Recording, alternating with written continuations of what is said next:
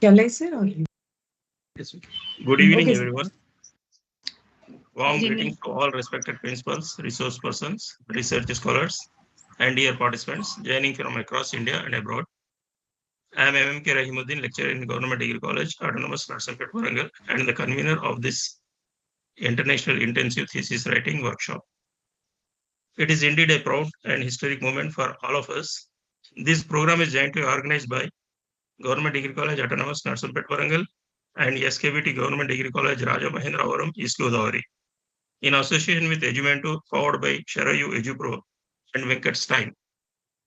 At the very outset, I sincerely thank our chief patron, Professor Dr. Mangam Naveen, and our patron, Dr. B.V. Tirupaniam, Principal Government Degree College, SKVT, Rajamahendravaram, for their constant support and motivation. My heartfelt gratitude to our co-convener, Dr. Y. Swarnasri, and HOD, Government Degree College, SKVT Rajamahendravaram, East Godavari, and to all the members of the organizing committee for their teamwork and support. Thank you, one and all. Now, without taking much time, I would like to give a brief introduction of today's resource person, Dr. Jaya Verma. Dr. Jaya Verma is a senior assistant professor of English at CVR College of Engineering, Hyderabad. She holds a PhD and MPhil in linguistics from the English and Foreign Language University, Hyderabad. In addition, she has earned 3 postgraduate degrees in English, linguistics, and psychology. She has been selected as a PhD supervisor from JNTU, Hyderabad.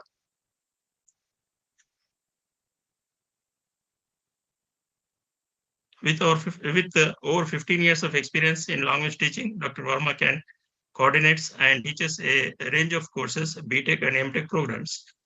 These includes English language training, psychology, academic writings, business communication, and English for academic purposes. She has completed various certification courses from RILU courses and MPTEL, NEPTEL, and has also contributed as a translator and vice versa, voice over artist for NEPTEL's course on effective writing. He researches interest from Spanish English language teaching, teacher education, English for academic purposes, computer assisted languages learning, and AI supported teachings and learnings. She has published her work in Scopus Indexed and international peer-reviewed journals. She is a member of various English teachers community such as IITFL, ELTI, English Teachers Forum, Bharat AINET, and IEAPT. She has organized several faculty development programs and workshops in her organizations. Dr. Verma is actively involved in coordinating cultural and literary clubs at her institution. She has conceptualized and directed over 10 street plays, which have been performed at prestigious platforms such as IIT's, BITS, and other reputed organizations. A passionate educator and curious researcher, Dr. Verma continues to inspire through her commitment to teaching, creativity, and academic inquiry. Madam's today's session is humanizing artificial intelligence generated content by humans. So with this introduction, I would like to invite you, madam. The session is yours. Thank you. Thank you so much, sir, for reading out my profile. And I'm really happy and privileged to be part of this intensive workshop on thesis writing. And I would be happy to share my experience and whatever expertise I have gained in all these 11 years of my teaching in CVR College of Engineering. So I would like to share my PPT.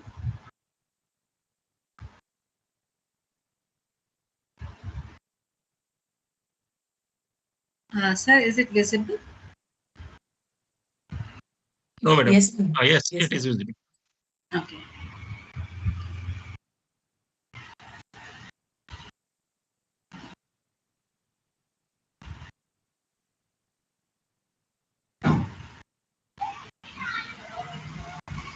Okay, so Ma'am, again it's closed. It's Sorry? closed, ma'am. It's closed. Yeah. Okay. Yeah. Now it's visible, ma'am. It's visible. Okay. I actually cannot see other participants, maybe because I have enlarged this screen. But I suppose it will be okay. If there's any query, ma'am, can you please inform me in between if anybody asks question? I would be happy to answer. Yeah, ma'am. They can do it, ma'am. Okay, fine. Will do. No, because when once I enlarge it, I can't see other screen. So that is why. Okay, if it is visible, I can start. Yes, ma'am. Okay, so today's topic is humanizing AI-generated content by humans. And just 2 lines that why I took this topic. One thing that all of us know that Gen I, ever since it has stepped in our life, we have started using it for personal and professional work everywhere. And once we start using it, we become so dependent on that sometimes we forget that we also have this capacity and ability to generate similar or same content. And we think that the content which has been generated by AI, it is foolproof and it is a perfect one. And in that case, we never feel that there is any requirement to edit that content further. But personally, I feel that whenever we write anything and get it polished by AI, the final touch has to be done by the author.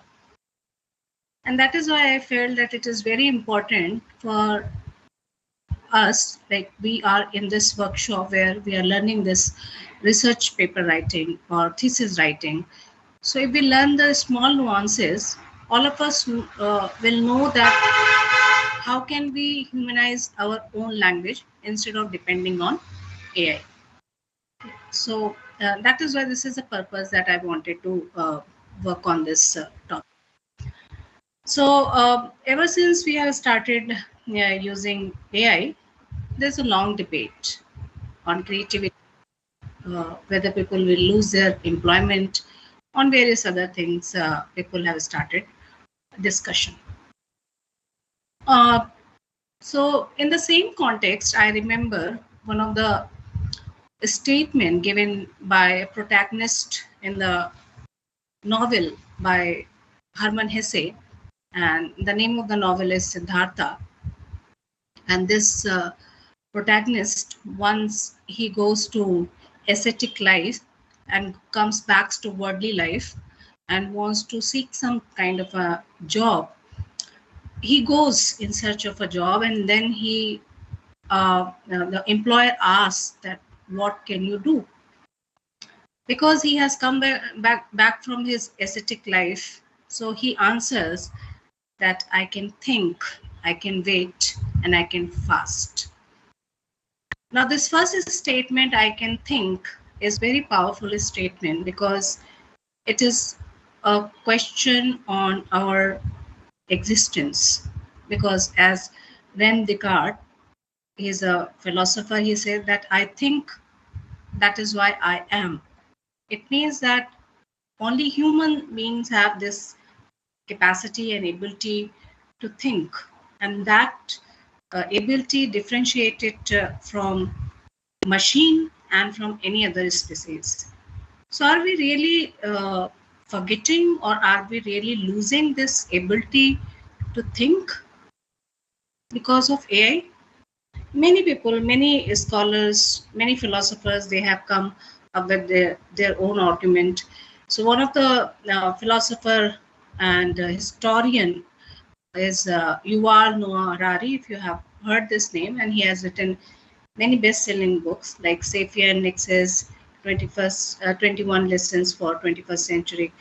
And in all these books, he has always shown his concern that how human beings are evolving, but when it comes to technology, are we really losing our own control as a human being? And he is a very prominent critique of AI.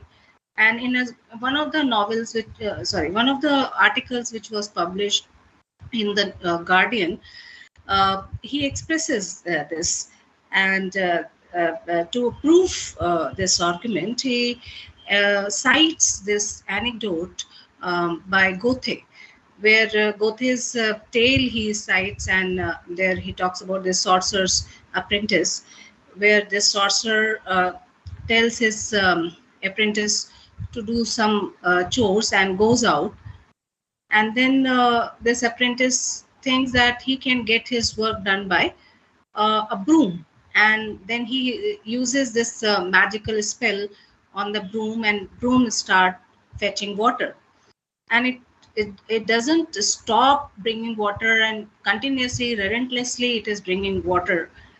And when this apprentice he wants to stop this, he breaks that broom in two parts, and because now this broom has become two, it fetches more water, and when it brings more water, this complete workshop is inundated, and he cannot control that. And suddenly the sorcerer, when he appears there and he sees that everything is flooded, he uses his own magic, and then he breaks that spell, and then he tells this thing to his apprentice, that you can never summon a power that you cannot control. And with this anecdote, Harari wanted us to think that, are we actually losing our control? Are we giving all the power to AI?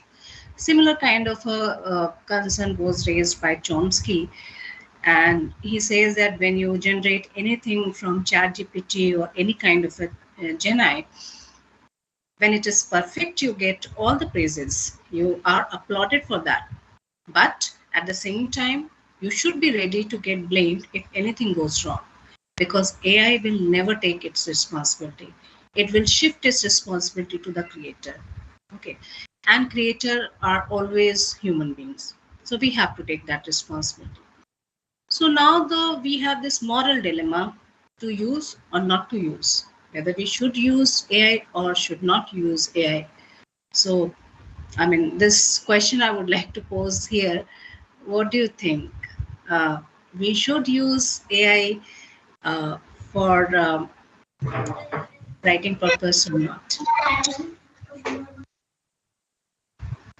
I'm not going to judge you on anything, because I'm presenting, the same argument here. So I'm not going to judge you. You can just interact. And what do you think that we should use or we should not use? Ma'am, long ago, actually, any problem with writing and all, actually to share and all this, it is like a complex process. We may not actually have the availability of the resource, guide and all this. Yes. Or the experts. But now it's not like that. We are getting some kind of help or assistance from AI. Yes. So I hope it is okay. But this is very, very important, how actually we are deploying. And we have to follow the moral, the ethics. That is very, very important. Completely relying on, the AI, that's not at all right. We have to use our think tank, and also we have to use our originality, and we have to put effort. And then for some kind of refinement, I think it is necessary. This is my opinion, ma'am. Yes. Yes, very rightly you have put it, that this moral dilemma can be overcome only by this, that we can use it. If I connect it with this anecdote, I would say that should we use this enchanted spell and let the broom bring water for us? Then we have to be sure that we know how to bring water. So in the same case, like in the same context, I would say that yes, we can take, but until unless we are quite confident a similar kind of a content, even I have a capability to edit or probably to write. If not write, at least to edit. Okay, because here basically I will be talking about that part, editing and writing part also. And because this is a workshop, so I have taken some samples to show you. So as ma'am said that like we cannot completely rely on that, but yes, to refinement we can take help. And that is how we have got so many apps. That is how people are still working on many things. They are there for improving the quality. Of course we can use, okay, but what is the limit? Okay, that we will talk. So here on the screen you can see that I have raised a poll on this Mentimeter. If it is feasible for you, you can take that poll. Otherwise, you can just answer it also, because same question I have posed there. If you in your browser, if you type Mentimeter, you get this slot, and in this slot you have to put this code 738102271. So if you put that, you will be able to see the question and the option. So the question there is that do you use Genai for processing your content for the research writing or any kind of writing? If I get some answer, then fine. And this is just for interaction. I posted it there. Okay, so maybe one or two can respond that like, do you use it or not? Or you can write in chat box also. Good evening. When I am Deepika, when I was doing my MPhil long before, at that time there was no AI. Even if AI was there, my guide didn't say, and I didn't knew about it. I used to go to libraries, Usmania, IFLO, all the libraries. Okay. But right now, being a PhD student, as we are having the access to AI tools and not finding much time, we have to do our work and part-time PhD. So we are using AI, ma'am, but we are using more. We should limit ourselves to less extent, and we should use it in a ethical way. With help of teachers like you, we may. No, I'm also just sharing my knowledge with you. So as you said that earlier, of course, there were not many tools. Library was the only one rescue for all the research scholars where we could go and read and write. In fact, some of the libraries were not well equipped with photocopiers also. So, but because we are getting this facility, so we want to avail it. I don't think that there's any harm, because we have got, people are still working and developing and refining these apps. In fact, some of the apps which have been given by Cambridge, if you know this Write and Improve, it's a very good app. If time permits, I'll show you. It's a very good app where you can write and you get immediate feedback on your writing. So it means that there are people who wants to, who want to bring quality, and that is why these apps are there. And as you rightly said that once you have your professional responsibilities and then you have to academically also excel, and you are getting hard pressed between these two things, and somehow you want somebody to help you. So in that case, you take the help.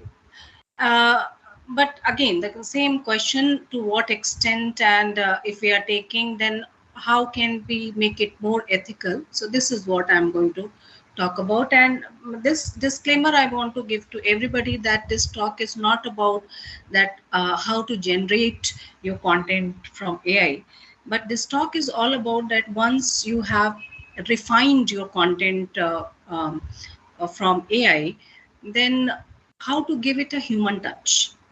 So if we are not taking help of humanizing softwares as a human, how we can do that? Okay, so this talk is all about that, and I have chosen some samples also. I will be happy if some of you will do that with me. I'll do one. I'll show one, and then next slide I would be happy if anybody can participate with me. So anyway, as I know that all of us are using it for some or other reason, definitely. So here, basically, the point that I want to make here, that when we are using this AI for generating our content, so pre-writing should be done by humans. It means us, okay? And then you can generate by AI, or you can define it by AI. And then again, you can humanize by humans, okay? So you see that how we have taken control over that pre-writing, post-writing is in our hand. This while writing only, we are taking help of AI. So we have to think AI as not as our servant whom we give command and it will bring us whatever we want. Rather, we have to use or consider AI as our friend. So if I want any suggestion, I go to my friend, and my friend gives me different options and I choose one. Okay. So our orientation towards AI should be like a friend rather than a servant whom we say that I want this and please do it. Because we also know that giving prompt is another art, and many people are working on that. Prompt engineering has also become one of the topic for the discussion, where people are talking about how to give the right prompt and generate the right content. So in that case, this is one of the methods where we can take control over AI. Okay, that ma'am, I have a question. Yeah. So, say suppose if we are writing the pre-text, like pre-writing is done by me, and if I put it in any of the AI tool, then won't it be captured in Turnitin? Sorry, I didn't get last part. Won't the see if I write my text and then I put it in AI, so won't then further writing, won't it be captured in Turnitin, because the data, the content is already out on internet? So what about, will then my own text would be considered as a plagiarized text? Okay. No, so you are talking about this plagiarism test, or you are talking about this GenAI where you are actually refining your text? You're talking plagiarism about software. Turnitin is the plagiarism software. So as you said, but right? Yeah. What I mean here is that if I write something and then if I put it in for some AI tool and then again I rewrite it, some words, some part of it will be shown as AI captured in when I will put it for similarity index checks. Yes, it happens. Like, in fact, when you are writing, if you're taking any part from your own paper also, that also comes under this self-plagiarism.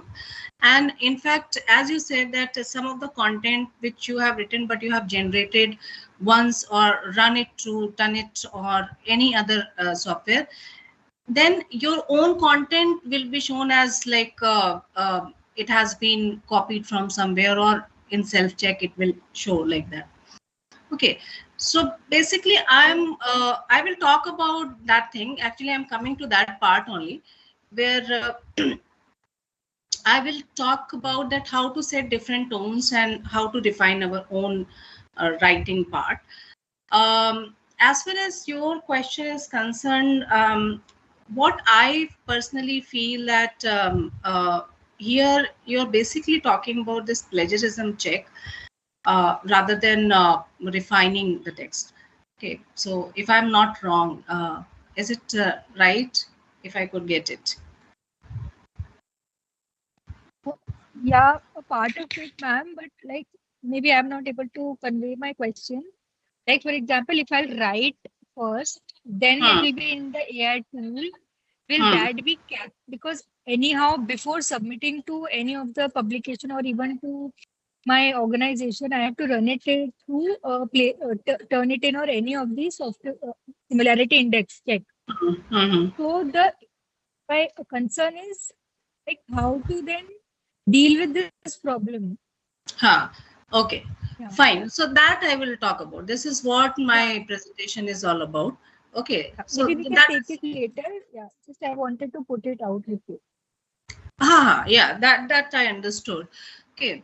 But again, I would mention one thing, that the software that you are talking about, it is basically for plagiarism check.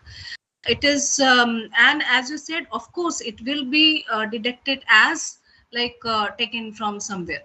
So this problem only I'm going to address, and for that only I have chosen one human written abstract, and I have run it in three different forms, and I'll show it to you. Okay, so probably your question will be answered in the later part of the presentation. Sure, sure, ma'am. Thank you so much. Okay. Yeah. So now, so for this, I have used this analogy, and I was actually thinking about it, and what I felt that it is a perfect analogy, which I feel personally, that if I have to compare this whole writing process, uh, generating our own topic, then thinking our own topic, rather I would say generating, because generating is always connected with AI. So thinking our own topic and then generating, refining it by AI. So I felt that the same process, it follows the same process as it is followed in the screen printing process. So if any one of you know this, this is very old method of printing something. It is manual process. Okay. So in this manual process, what do? That they design, first of all, you should be very good at art. So you have to design your own, let's say that you're designing a invitation card, and then you have to draw that invitation card. And after that, you have to prepare your screen, and they use some kind of a solution for that, and some particular paints which are used for printing. And after that, once a screen is prepared, it is actually shown it to sun or any kind of a UV light. And after that, the screen is washed so that all the residue will come out, and then press is set, print is done, and finally drying and curing. Okay, so I have compared this with our writing process. So designing the artwork means like deciding our own topic, thinking about our own topic. Preparing your screen means in writing we follow three steps: collect, select, organize. Okay, so we collect, and then we see that what is required for us, and then we prepare the framework. So that is like a preparing the screen.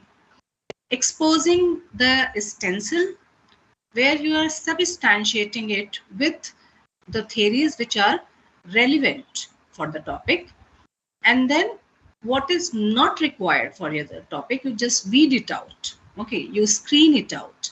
So washing the screen means selecting the things which are required for your paper, and then completely you have to forego all the things which are not required for your paper or for your thesis. And then setting up the press is mean creating your own Word document, or if you are manually writing, final draft, your draft for writing. And when you're writing, printing is a get suggestion from AI on the content and language. Once you have written your own draft, you can run that draft through AI. Whatever suggestions you get, you write it again, because first draft is never a final draft. And you write it again, and then finally drying and curing means editing your own paper with your own reflection, how your you want your paper to come out, not as AI wants your paper to come out. Because if you keep on giving it prompt, it will keep on giving you, asking you some suggestion that should I make it in this way, should I write introduction part also, should I write conclusion part. So if you think that you can take suggestion, take suggestion. Okay, but final decision should be yours, that how you want your paper to end up, how you want your paper to structure. So taking help, taking suggestion is, there's no harm in it. Okay, because final decision is yours. So AI is, again, it is not your servant, it is your friend. Okay. So I would like to give a brief introduction that how this AI tools were started using in academic writing.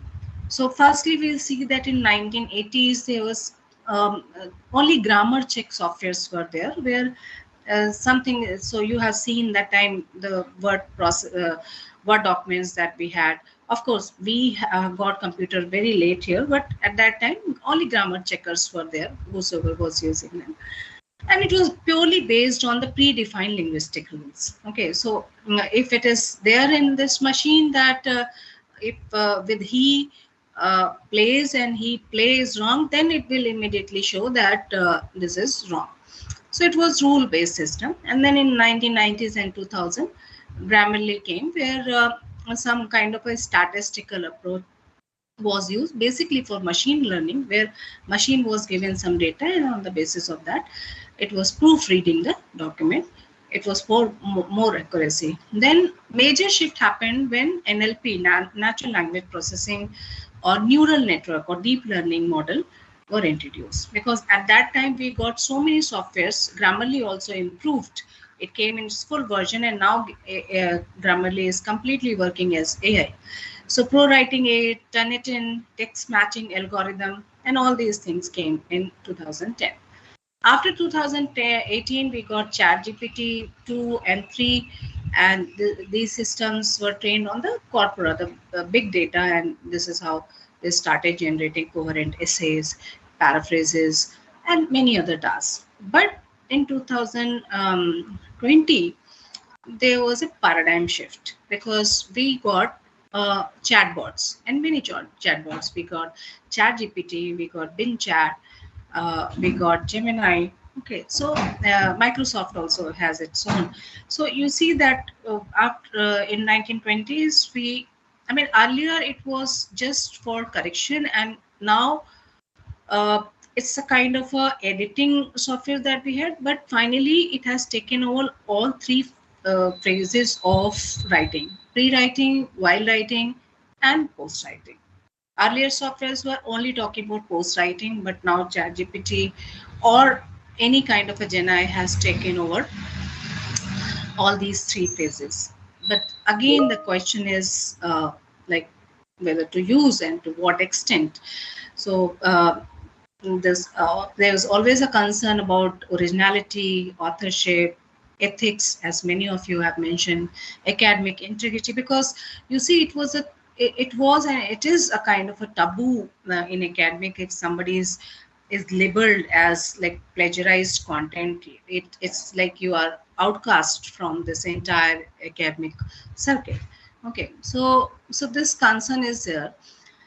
And once people started using AI, so one of the concern is also related to language and tone. So the concern basically here is that, of course, AI will give you grammatically correct sentences, coherent sentences, well-structured sentences, but in many cases it lacks proper tone and contextual sensitivity.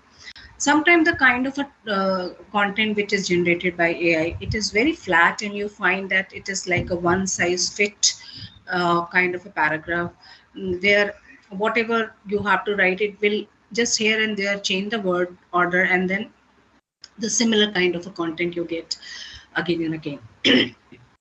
So it has raised a question about this culture sensitivity also, context, and cultural gender sensitivity also, because the other day I was listening to I participated in one of the conferences, and the speaker was talking about that AI still lacks this gender sensitivity.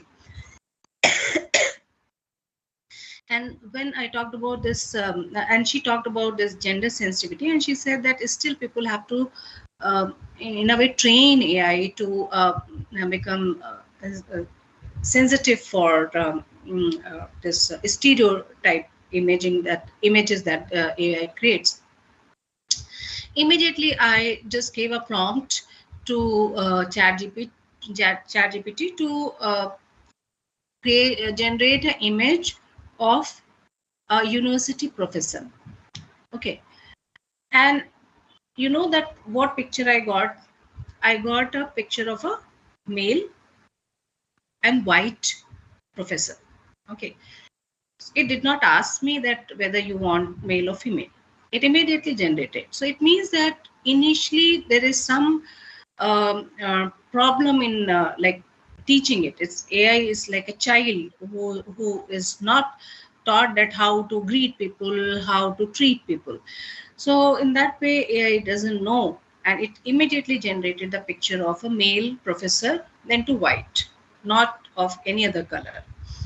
So it shows that there's some kind of a training is required when it comes to contextual sensitivity, culture sensitivity, gender sensitivity, tone, and many other aspects of human life.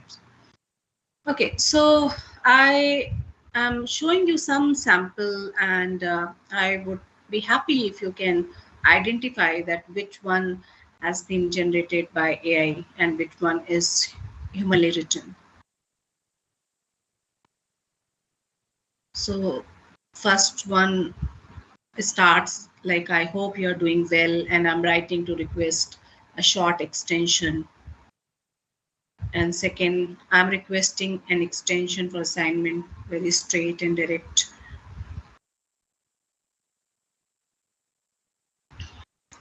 So can you guess? First one is humanly The first written? one is by a human being, and the second one is by machine generated, AI generated. Okay.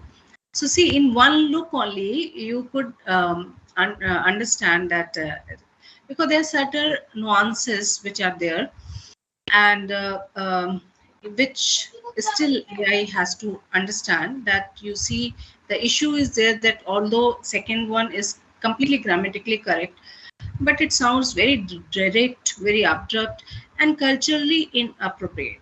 Okay, why this culturally inappropriate? Because you see that let's say that we are talking about that this has been written by an Indian student, and you see that India, Japan, China, Middle East countries, we all of us come in higher context culture. European countries, the US, the UK, they come in lower context culture. So high context, low context doesn't mean that we are superior or they are inferior. There are certain features on which we vary. Okay, so if you look at these European countries or the US, they are very direct. If they fall short of some money, they will be very direct and they'll ask other person that do you have you got some bucks. But we will be just beating around the bush, and we'll just say that this month was very hard and I had a cash crunch, and so people should understand from our thing that I need money. Similarly, like we cannot call our teachers by name, but it is quite okay in foreign countries to call teachers by name. Okay, and if you look at this sentence where, dear Professor Sharma, okay, I hope you are doing well. Okay. I hope you are doing well is a courtesy line, and we do not start our message just by writing our message and finish it. Okay, so we talk about other person's well-being, and then at last I would be grateful. So we have courtesy concluding. Initiation is also like that we seldom find in AI, because especially when we are generating any text, which is for academic writing. So this is one example. Another example is a condolence message. You can see that first one where it says that I'm deeply sorry for your loss. Please know that my thoughts and prayers are with your family during this difficult time. But when AI generates it, it says that I acknowledge the unfortunate event. So it doesn't even acknowledge that loss. Okay, that has become event, and hope you manage the situation efficiently, as it is talking about any kind of uh, task. Okay, so in that case we find this very mechanical and emotionally misaligned, and people cannot connect with this kind of a message. And we write so that our readers can connect with us. Okay. Similarly, another example, academic explanation, where you can find when it is humanly generated. This finding suggests that students benefit not only from instructional clarity but also from emotional support provided by teacher. But when we read this second one, the result indicate that students gain advantages from instruction and support from teacher. What kind of a support? That is also not mentioned. So emotional depth is missing in this kind of a message. So this is one where you know that Diwali or any kind of a festival where it is more than a celebration, it is an emotion that we share. But when it is shared by human beings, it is like Diwali is celebrated with lights, sweets, and family gatherings, and symbolizing the triumph of a good over evil. But AI generated version will be like Diwali is a festival in which people exchange gifts and follow traditional procedure similar to New Year celebration. So all this exchange of things and all, what do they do? Nothing has been given in that. So it's very generic kind of a passage, line, not very culturally sensitive. Okay, so this is the abstract I have taken, and it is, you can see here some lines are there, so it hasn't been corrected at all. Okay, so this is something I'm going to take as one of the examples here. Okay, and we will see that what kind of a changes may occur if we are generating, let's say, this abstract in AI. Okay, so this is the version which was generated by ChatGPT of the same abstract. Okay, so of course for you cannot run in one go. That's why I divided it in different lines, and that I will show you in analysis part. Okay, and the kind of a changes that I could notice was that one is syntax, where syntax, like you see that first line says the present paper explores the new trends has taken over in art, literature, and in media. The present paper examines the emerging trends of increased vocalness, sensitivity, and inclusivity in contemporary art, literature, and media. Although this line was not there, but it has taken hint from the previous lines, and it could frame this in this manner. And vocabulary changes also. So store has been changed into preserve, record keeper as a crucial resources. Issues of human lives, issues have been changed into realities of human lives. Traces the evidence of these changes has become thematic connection and shared pattern. And similarly, tone also changed.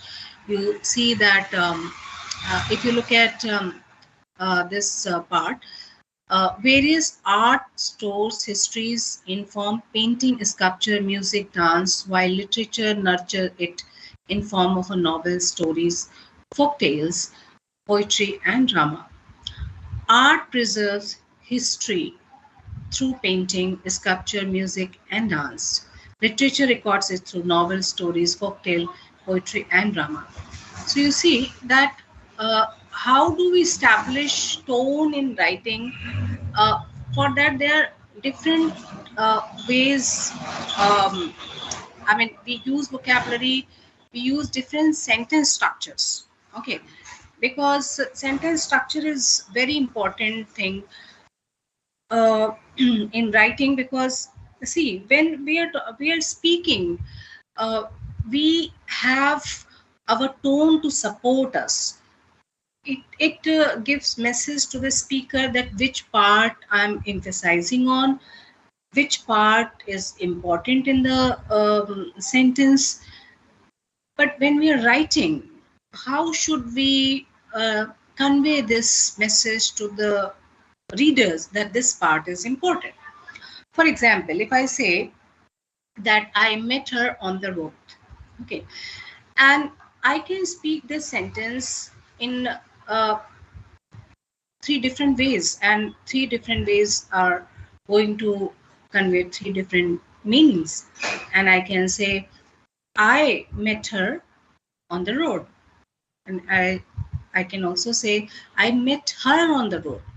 I met her on the road. Okay. So when I say when I emphasize on I, you are getting a different meaning.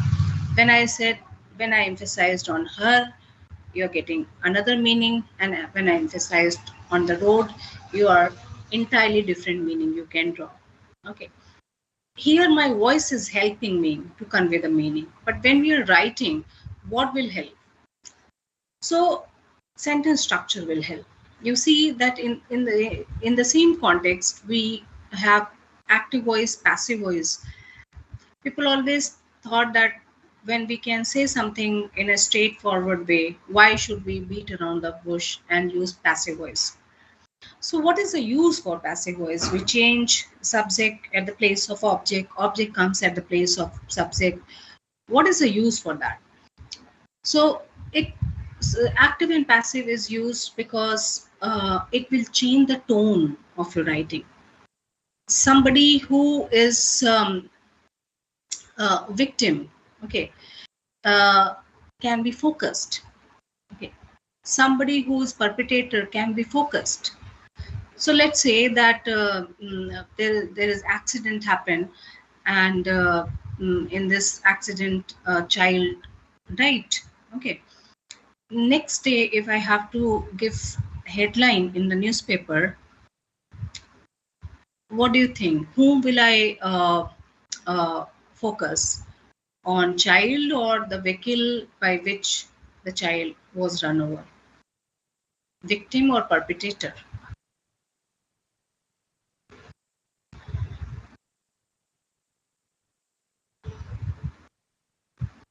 Because I want to focus.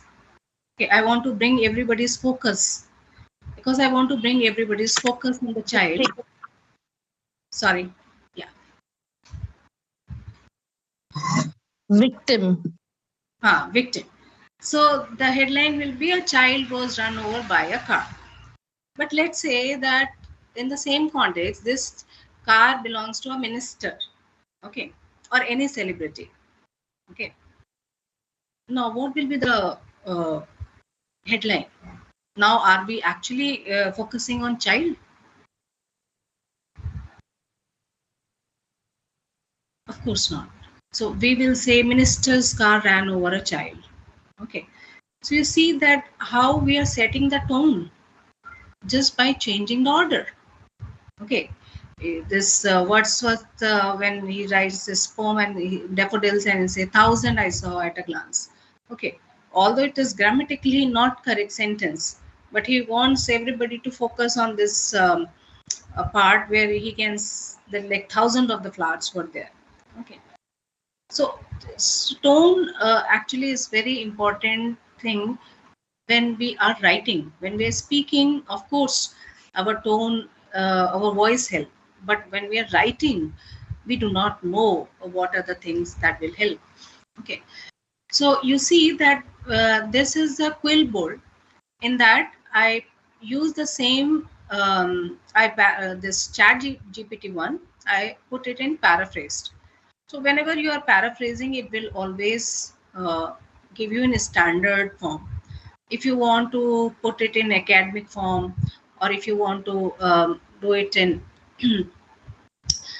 humanizing, simple, creative, or something like that, it will not be free. It will ask you to subscribe for that. Only then you can go to that. But otherwise, if you just put it in this, it will always give you in a standard form. Okay. So basically, there will be always a standard form or academic. Okay. Here it is written formal also, that I will talk about. So what is a standard form? What kind of a changes it will give in a standard form? Okay, so if you look at this sentence, literature, art, and media have long served as a mirror of society. Okay, if this is a entire line, okay, this entire line ends at domain. Dynamic nature reflects the continual social, cultural, and political changes occurring across various domains. Okay, then literature, art, media, art, and literature change the order, have long acted as a social reflector. Their dynamic character mirrors the ongoing political, social, and cultural shifts taking place in the variety of fields. Okay. Here and here, the kind of changes that you find, okay, it will be only in terms of grammatical correction. Okay. It will not give you any kind of a suggestion to use any kind of a euphemistic word or any collocation or changing the writing structure. It will simply put it in a standard form. Standard means something which is not non-standard. Okay. So what is non-standard? Non-standard is something which is not abiding by the grammatical rules or nuances of that language. Something which is abiding by that standard rules of the language, that is standard language. So it means that grammatical clarity should be there, lexical clarity should be there, no ambiguity should be there, the normal everyday vocabulary should be used. So that is your standard form. It will not give you any kind of a suggestion. But as soon as you put it in academic form, okay.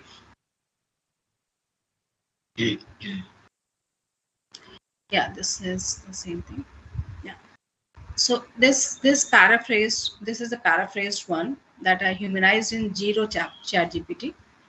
That also I'll discuss. So this is, yeah. So this one I humanized it. Okay.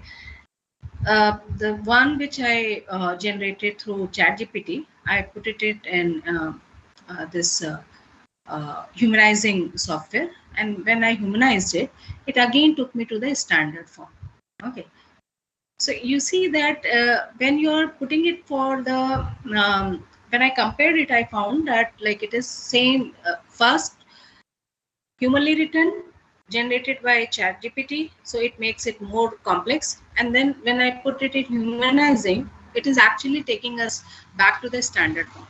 So when I try to analyze what are the features of this standard form, so standard form means same thing. As I said that sentences should be complete. It is not necessary that sentences are complex. Simple sentence, whatever way you have written, it will write sentences in the same way. Here and there, it will only change the word order. It will change some of the words which are little colloquial. Okay. From that colloquial, it will change. So if you have written guy, it will say like a man. Okay. So anything which is written in colloquial, it will change into standard vocabulary. And then it will also give you a standard grammatically correct sentence. Okay. But apart from that, if you are expecting it, it will not do unless you take any advanced software which will make it academic. Okay. So what is the meaning of academic? What is the meaning of standard? All these things we are going to see in short. Okay. So ma'am, can you please inform me how much time do I have now? Still 30 more minutes, ma'am. 30 more minutes. Okay, fine. I'll finish it in 30. Okay, so you see that we have different types of tones. Okay, so from here I'm coming to this point where I want to make this. The point is that if you are actually editing your own content after getting it generated by AI, okay, then how should you use the tone? How would you humanize it by yourself? Okay, so I'm coming back to my topic, that humanizing AI generated content by humans. Okay, so there are different kinds of tones: formal, informal, serious, humorous, optimistic, pessimistic, personal, impersonal, subjective, objective, satirical, critical, analytical, so on and so forth. Okay, but all the tones are not used in academic writing. Academic writing has very limited kind of tones which are used. So formal is not actually tone, rather I would say formal is a style in which we write. Okay, academic can be your tone. Okay, in that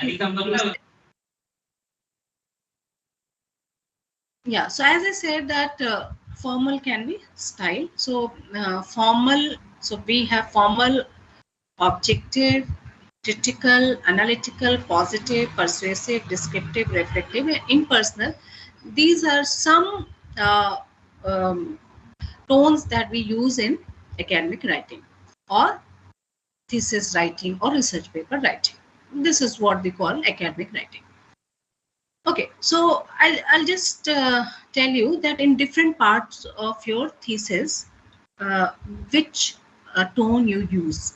Okay, so you have in your research or in your thesis, you have introduction part. Okay, in introduction part, you also write literature review, and then you have methodology, and then you have result part, you have analysis and interpretation part, conclusion, and recommendation. Okay, now if we look at introduction part, okay, where you are just giving the factual information or the background information about the topic. Okay, so it will be very academic tone. Okay, where formal academic style you will be using. But as soon as you come to your literature review, you are critical. Okay, so critical, as you know, it doesn't mean criticizing somebody. Critical means that without being biased when we are analyzing others' work, okay, to find out what they have done in their work.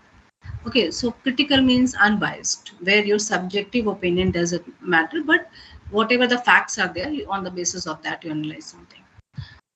And as soon as you come to methodology part, you have to justify that why you have taken this topic, how your topic is different from others, how your topic is filling this gap. So your tone is very persuasive. Okay, formal, academic, but persuasive. Okay, where you're justifying that what was a gap left in other work and how you are going to fill that. Okay, and then as soon as you come to your result and analysis part, you have analytical tone. Okay, where certain words you will be using to set that tone. Okay, observe, it has been observed. Okay, the data analyzed, the result indicates. So all these are very analytical kind of a thing. And then interpretation. In interpretation, again, when you are see, like nowadays all kind of a research have become very quantified.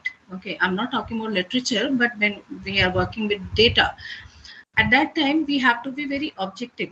Okay, there is no scope for subjectivity when it comes to science when it's come to social sciences also, which has become very empirical in research orientation. So analytical, you have to be analytical, okay, and you have to be objective. There's no subjective opinion on that. Like if I define this room, and if I say, oh, this room has 4 walls, 1 window, okay, I cannot say that this room has 4 wall and only 1 window, and I want 1 more window. I cannot say that. That is subjective. Okay, so objective means you have to present it as it is. And then when come to conclusion part and in recommendation, we become very positive that like whatever research that we have worked on, it has brought us to a very substantiating facts, and it will help somebody in future. Okay, so and of course politeness and impersonal and all these things are there in academic writing. So basically in different kind of a tone we have to use. So you see what point I'm trying to make here is that ultimate decision lies in your hand. Okay, that when you are generating your text, you know that what kind of a tone you required in introduction part, what kind of a tone you required in your literature review. Okay, and that tone you have to establish. Okay, so how do you establish? So I can talk about some of the tones like direct tone, indirect tone. So direct tone we use when we know that something you are expecting from somebody, and it will be definitely yes for that. Okay, so let's meet for a coffee. You do not give any option, but when you know that this answer can be no also, you will be little indirect, and you will say, do you want to meet for coffee? Okay, because you know that answer can be no also. We also use past form for directness. Okay, for indirectness, like I wanted to talk to you with I wanted to have a talk with you, and I want to talk to you is very direct. Passive voice we use for indirect, in if we have to put something in indirect way. Okay, I was not told the meeting was cancelled, because you do not want to blame anybody. Okay, it might affect your relationship with other people. You cannot say that so and so did not inform me. Okay, so you use indirect tone. You can also use this softener. Okay, we call them hedging also. So instead of directly denying somebody, I cannot help you, that will be very direct. You use indirect, that I'm afraid I won't be able to approve your request at this time. Okay, so these are the some ways you create direct or indirect tone, and you know the context, that the context where you think that something will be accepted, you will be direct. Something will not be accepted, you will be indirect. Something will be very harsh or impolite, then you will be little, like suppose if you have to give negative feedback to somebody. Okay, so if you are direct, it will be very offensive and heartening for them. So what you can do, you can use indirect method of giving feedback. Okay, and these are certain features on where we can analyze this standard, formal, and academic. Although I always feel that academic writing uses formal style. Okay, but because these are the terms which are used in all these AI tools, that's why I have taken them as it is. So if you look at this standard form, it will use everyday word, but formal will use more polite and precise, and academic use more abstract and technical terms. Okay, whatever the genre we are writing for. So if it is chemistry, then technical genre of the chemistry. If it is any other subject, accordingly we use academic vocabulary. If it is not that, then we will be, for example, I can tell you that, let's say that you're talking about law. Okay, if it is everyday word, then you will say that your kid is not uh, attending college or school for many days.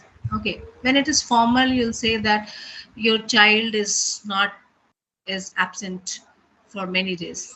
But when it is academic and if it is related to something legal, you will not use child or kid, you will use the word ward. Okay, your ward absenteeism has been observed. Okay, so you see that like it uses that technical term which is used in that genre. A standard form, when it comes to syntax, it is short and direct. That's why sentences, you'll get simple sentences.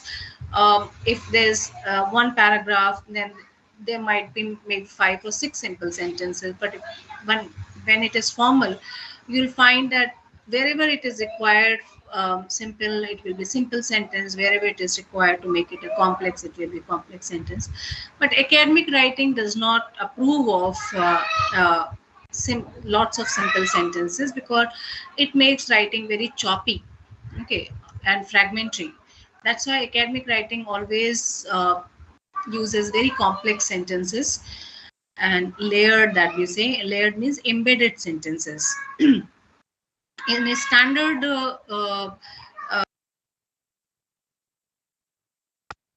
Ma'am, Dr. Jaya ma'am, please unmute.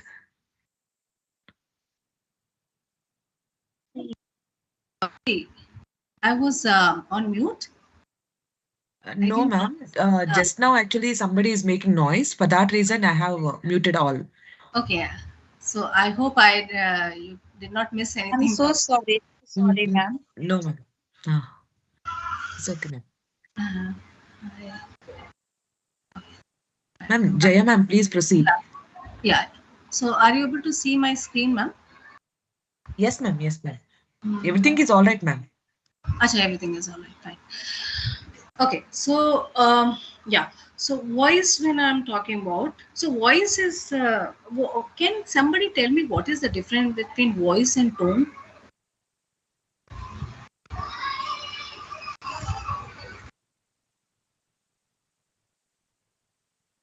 Ma'am, voice, I think it's a physical like. Huh? Tone is, I mean, the different nuances. What it is also related to the mind. Implied meaning, yes. Yeah, implied meaning. Yes. Yeah, that's right. So voice can be anything. It can be like character's voice. So character can be teacher, character can be policeman, doctor, whatever. Okay, but tone, the same character can use different kind of a tone. Harsh tone, polite tone, academic tone, whatever. So when we are talking about voice, is actually we are talking about tone here. Okay, so don't take this voice as like voice of a character, rather it is tone. So voice in a standard one, it means day-to-day one, like we have very conversational tone. But when it comes to formal, it is professional and impersonal. Personal is very important word.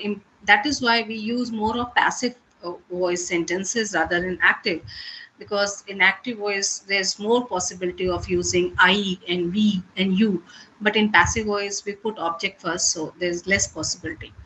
And in academic tone we have objective. Objective means no subjective opinion. Again, we are omitting I and we and you. Okay, so if it's because sometimes readers cannot relate to that if we use this. If I say that in a writing, if I say that you can also try some wine in this kind of a weather. Now, as a female, if I'm reading that and I come from the culture where taking alcohol is not relatable for me, so I might wonder that why you it is written there. Okay, rather it should be for all the readers. It should be addressed to all the readers. So hedging is another feature which is minimum and very I mean, you won't find in a standard form much of hedging, but when it comes to formal, it is moderate, but in academic, it is high.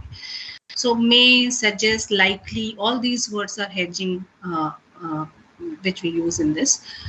Then audience awareness, it is addressed into all general way. Formal, it knows that who are the people whom we are writing for. And academic is always scholarly because it is meant for academic purpose. So anybody who writes a book on grammar, they do not say that this book is only for so and so people. Okay, grammar means it's a kind of it is for academic purpose. It is for everybody. Then emotion, of course, in standard is light, and in formal it is controlled, and academic it is neutral or sometimes no emotion. Okay, and purpose here standard clarity, informal correctness. Correctness, when we say correctness, it is correctness of both. I mean, not only grammatical correctness but also conceptual correctness is very important thing. Okay, so an academic knowledge construction, because it is not only about clarity, it is not only about correctness, but it's also about the knowledge that we are establishing through that particular genre or particular subject. That should also be correct. Okay, so these are the some features, broad features. But when it comes to this academic writing, this I have taken from this university is, I'll just show you. I forgot the name, but I've given link there. You can also see that they have lots of writing content, and Pressbook is one of the open source repository. From there also you can take some books. Okay, so here this formal, now this is the main point which I'm talking about, and I hope initially one of the participant asked me this question, that when we are putting our own content and done it in, and it is showing it as a copied one.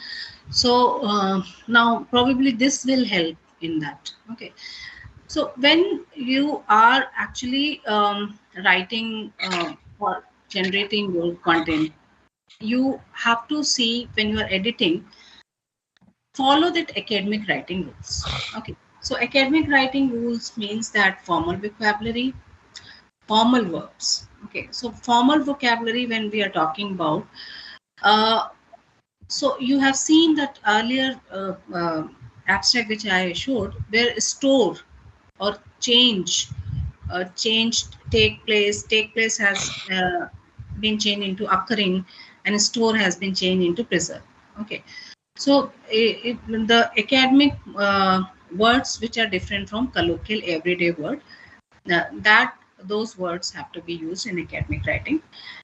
Formal words means like we do not use the phrases. Okay, like meeting has been called off, no, it will be standard, but meeting has been cancelled.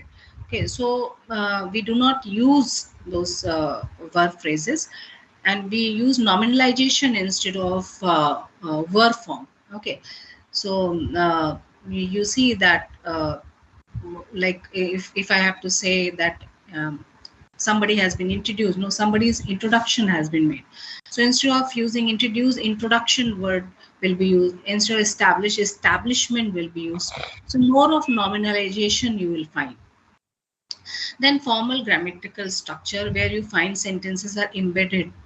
Choppy sentences are not considered very good. Okay, they are taken as run-on error.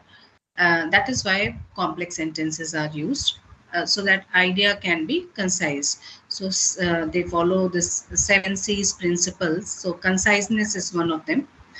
Use a statement, okay, where you do not use rhetorical question, because rhetorical question becomes metaphorical kind of a language. So use a statement because it avoids any kind of ambiguity.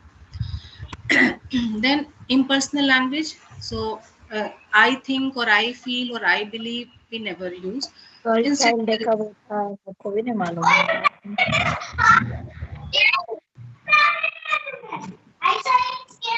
ये इसको जोड़ 1 minute.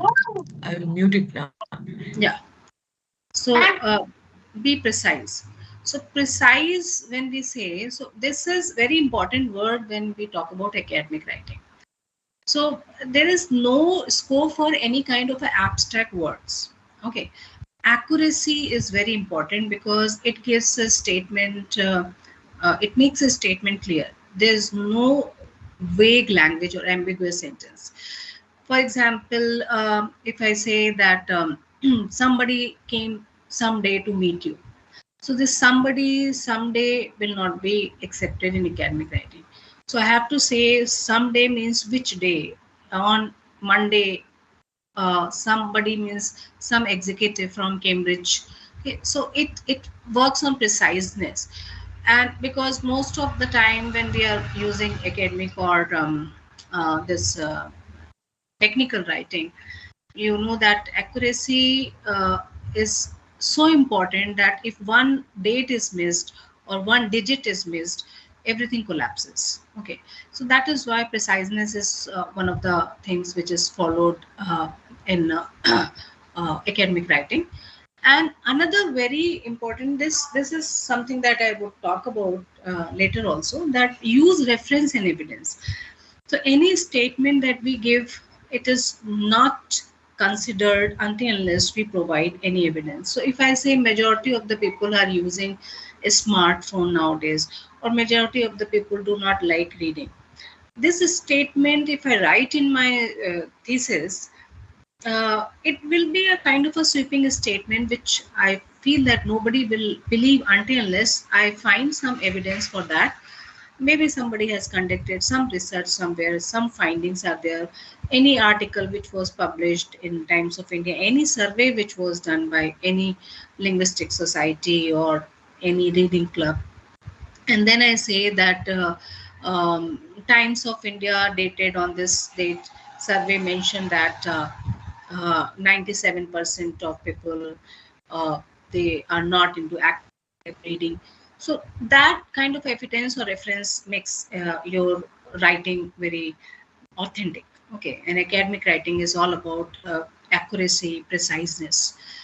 Hedging, as I said, may appear to, all these. So you do not take the responsibility of result completely on you. There's always a possibility that it might not be true. Okay, so that is why we use this tentative language and we use this hedging.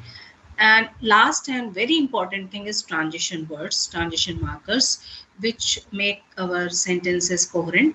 But in that also, when we are using connectives, and when we use connective is umbrella term for whether it is relative adverb or relative pronouns or adjective or conjunction.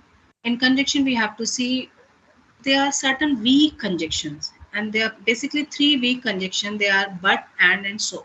So please try to avoid those conjunctions. And when you change, when AI is changing from our standard language or human language to academic language, that you can notice that if you have written but, it will definitely change but into something which is giving contrast. Okay.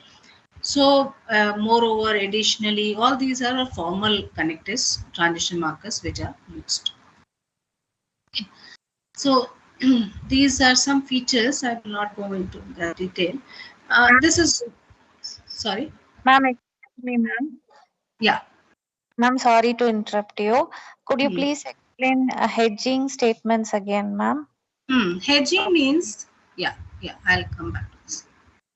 Ma'am, please go to the previous slide also. This one?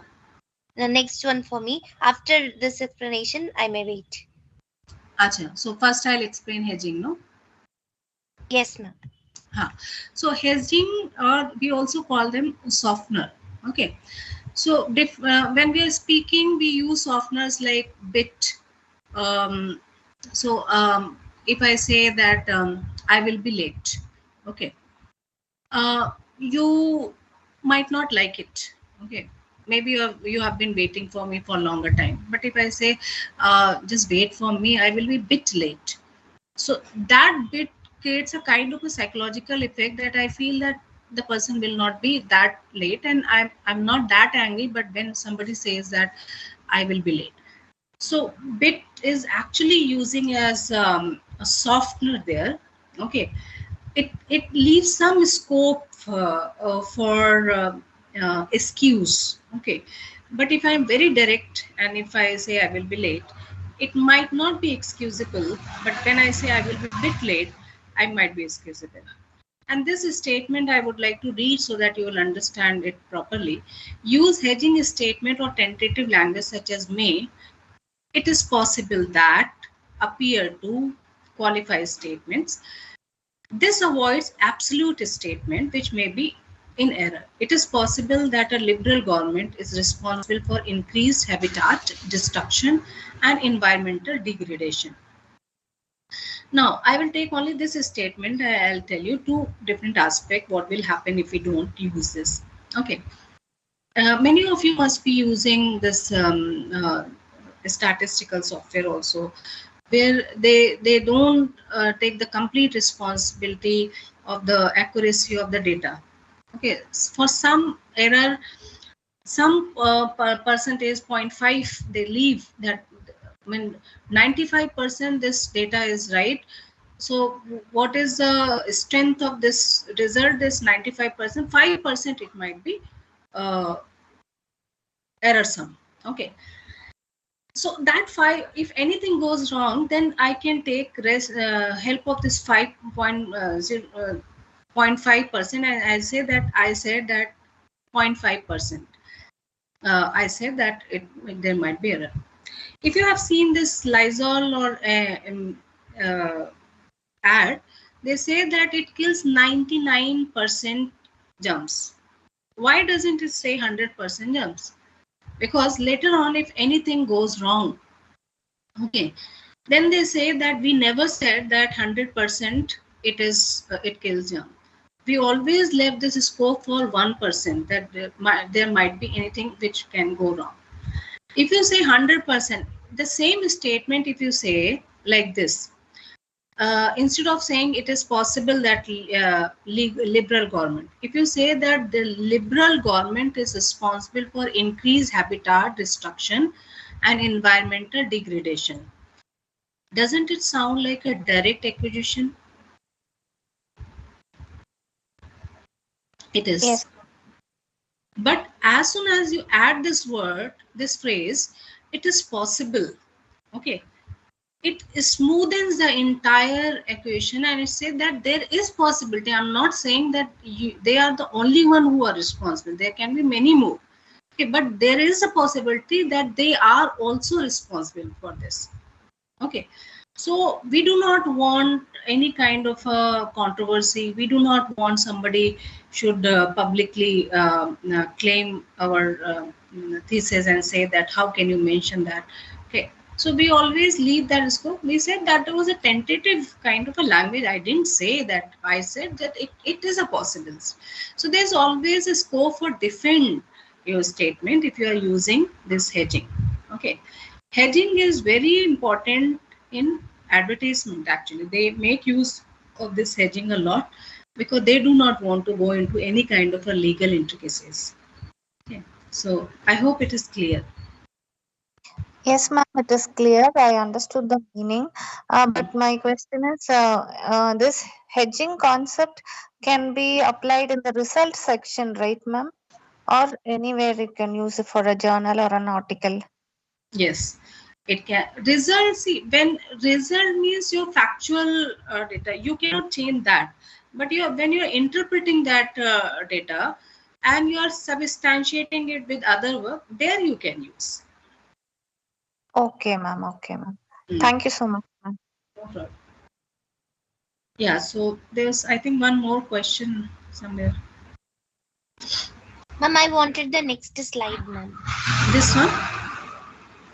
Yes, ma'am. The previous one. Previous one is this. Yeah. No, ma'am. After. Next to this, ma'am. Next to this. Yes, exactly. This one, ma'am. Okay. I'm actually not going into detail of this slide. I thought I went through this, ma'am. Just wanted to see the difference. Yeah, yeah, you can. In fact, if you want, I can discuss also. Taken, So, ma'am. Noted down all the points. So here, basically, I wanted to make this point that when you have your AI generated content with you, okay, and you want to humanize it, okay, you just see that what are the features of human writing. Okay, so if it is human writing, naturally it will vary. Okay, so whichever part requires analytical tone, critical tone, automatically it will change. But if it is AI generated, same tone, flat tone will be in all the sections. Okay, contextual understanding, humans have better. I know that I cannot address my teacher by name, so I will use the title of that teacher, and I'll say Professor so and so. Okay, but in AI, if you do not actually give this prompt properly, that who that person is, it will just write that person's name. Okay, so this cultural sensitivity and social nuances, it doesn't know. Depth and insight, we know that what are the articles we have read which can substantiate our data. We can take different examples and we can do that. But AI will not do until unless we ask it that can you find out some books on so and so topic or some example on so and so topic, then only it will find out. Then of course original metaphor that I use this is screen printing. That was completely my idea, because when I was thinking about this topic, I just it hit me that I felt that this is a perfect example. A coherence, wherever we know that where we have to transit from this paragraph to this paragraph, but AI will follow only linguistics marker and it will change paragraph accordingly. Audience awareness, I know that I'm addressing all the college teacher, university teachers, so I have curtailed my content according to that. But AI is like one size fit to all. Okay, so all these things are which are human beings have. Okay, so these are three different emails. You can see that I think it will be easier for you to understand which is formal, which is semi-formal, and which is completely informal, and what are the nuances. Okay, so I'll come to next slide. So formal writing features are this, that we completely avoid personal pronoun I, we, my, we, us. We avoid using you for the readers. Okay, we use passive voice structure, generic term, but we avoid this. Okay, we avoid using contraction, can't, won't, all these things.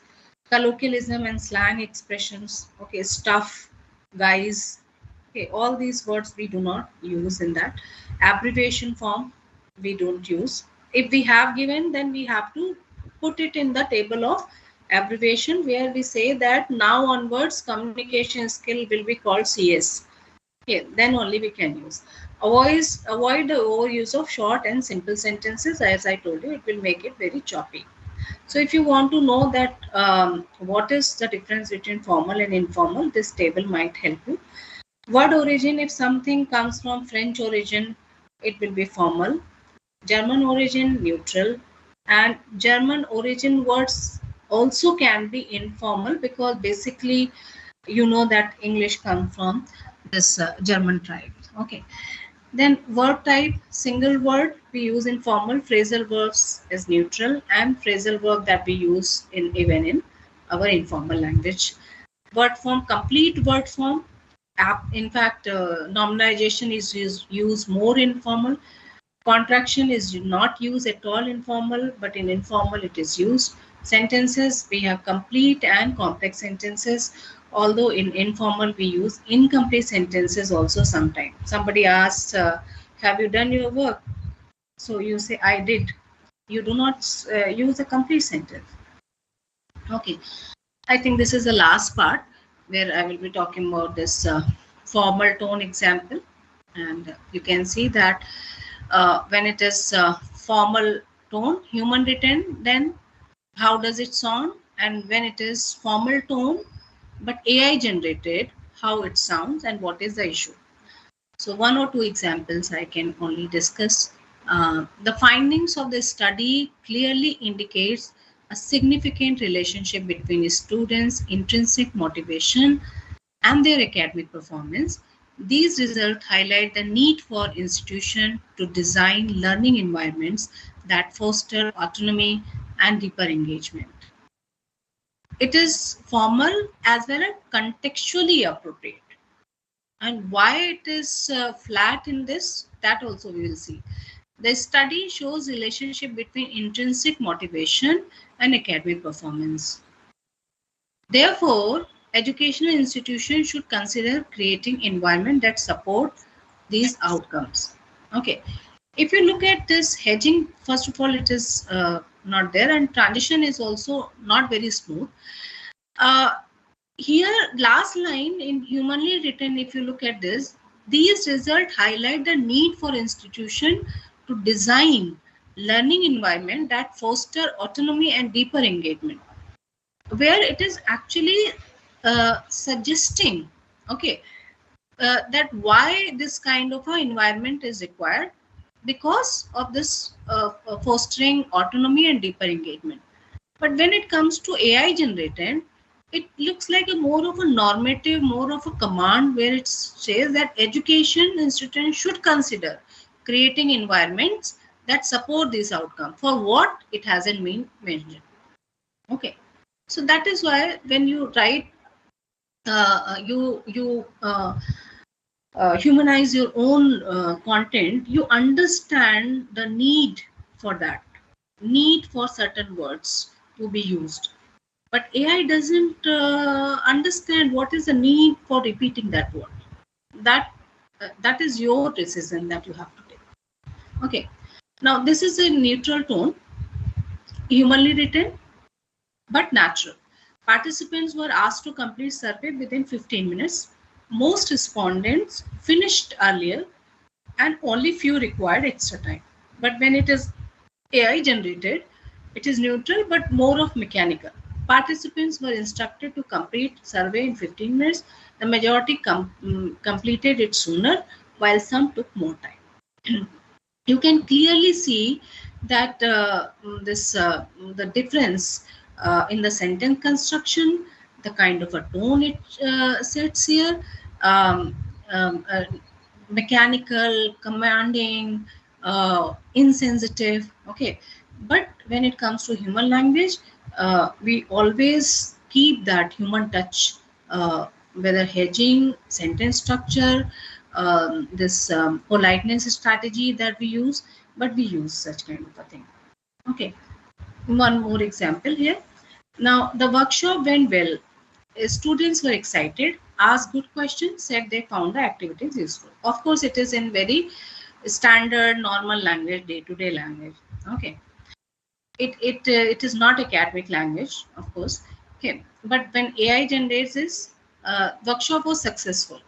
Okay, the students asked question, found the activities useful. So where is this excitement part? Where did you show that enthusiasm of the participant? So completely it had flattened that tone. It had made that like completely indifferent kind of a tone. Okay. So what are the way that we humanize? There are certain linguistic markers that we can use. So one thing that we can use lexical variation for the tone marker. So if we want to make it, if we want in our writing that tone should be more of academic, then we have to use the words which are related to that genre. If we do not want the tone very academic, then we can use any formal word. It might not be technical. Okay, so tone is one thing. Okay, as this example you can see, the pedagogical interface facilitates cognitive augmentation through multi-spectral learning modality. This is by AI technical. It is a very academic kind of a language they use. But if you do not want this kind of, you want formal language, but not that technical, then pedagogical can be teaching method. Okay. Then this cognitive augmentation can be engaging different learning processes.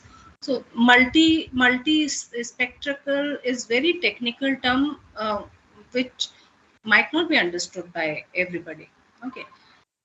Then second method is syntactic restructuring and tone. Ma'am. Yeah. The time schedule for the session has now come to an end. Acha, okay. I'm so sorry. I'll just run this slide so that everybody can see. Syntactic structure, contextual appropriateness, voice and tone, edging, tone appropriateness, coherence. These are the features that you can use for making your, humanizing your language. And this one slide I wanted to do with you, which time is not allowing me to do. This is the one where I wrote the same abstract in 3 different ways, and so that you can understand. But anyway, I think if there's any question you can ask, otherwise I can stop. I think next speaker is also waiting for this. Yes, so any yeah. So if there's any question, I can quickly answer. Otherwise, if any questions or queries, please, participants, please ask ma'am about it. No questions. Previous slide, please. Okay. Ma'am, it will be shared, ma'am. Slide, this PPT I will give definitely, because this part I couldn't do. This part I wanted to do, which of course many of the things I discussed earlier also, syntactic part and all. Only examples are here. This slide I wanted to have you hands-on experience, but time is not allowing, so I will share this. But if there is any quick question, I can answer. Ma'am, I need your PPT, ma'am. I have a very good interest for academic writings, and I really and I enjoyed your presentation thoroughly. Okay, thank you so much, ma'am. Thank you very much, Dr. Jaya Verma. Because this was the biggest problem I was facing while doing writing anything. Thank you, ma'am, for this wonderful. Thank you so much. I know everyone is struggling with the same problem, and we have pressure to write papers, and not only one, maybe 2, 3 papers. So, yes. Okay. So, anyway, I'll stop it here, and thank you so much for patient listening, and I was really happy to be part of it. Thank you, Dr. Jaya ma'am, for a deeply engaging and insightful session on humanizing AI-generated content by humans. You began with the powerful quote from Siddhartha, "I can think, I can wait, I can fast," beautifully reminding us that our real strength as humans lies in cognitive patience, discipline, and critical thinking. This idea set the perfect tone for discussing whether AI enhances our skills or causes us to lose them through overdependence, leading to an important moral dilemma: should we use AI or to avoid it?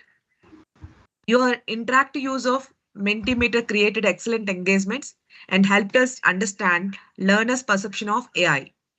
The 3 stages writing framework, pre-writing, while and post, like pre-writing by humans, generating using AI, and post-humanizing by humans, provided a clear model for using AI without losing originality, responsibility, or ownership. The message, use AI as a pal, not as your master or slave, was truly striking. Your comparison of research writing with creating an artwork highlighted the idea that technology can support creativity, but the artist must always remain in control. You also explain with clarity and practical examples how to humanize content by focusing on syntax, vocabulary, tone, formality, and academic nuance. The demonstration of AI written versus humanly revised text helped participants recognize subtle differences and become more mindful writers. Thank you, madam, for guiding us toward an ethical, balanced, and intelligent use of AI in academic writing. It was so wonderful that you summarized everything. I think whole talk you have summarized in very beautiful way. Thank you so much, ma'am. Thank you, ma'am. Thank you, Welcome, and sir. good night to all of you. Thank you for listening to me. Thank you, ma'am. Good night, ma'am. Ma'am, can I leave the meeting? Yes, ma'am. Yes, ma'am.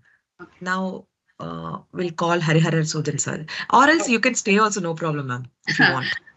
Yeah. Your wish, ma'am. You can take that pace. Okay. Okay. Thank you. Thank you, ma'am. Now we shift to another session. Dr. Hariharan Sudan, sir. Yes, ma'am. Okay. 1 minute, sir. Please give me a time.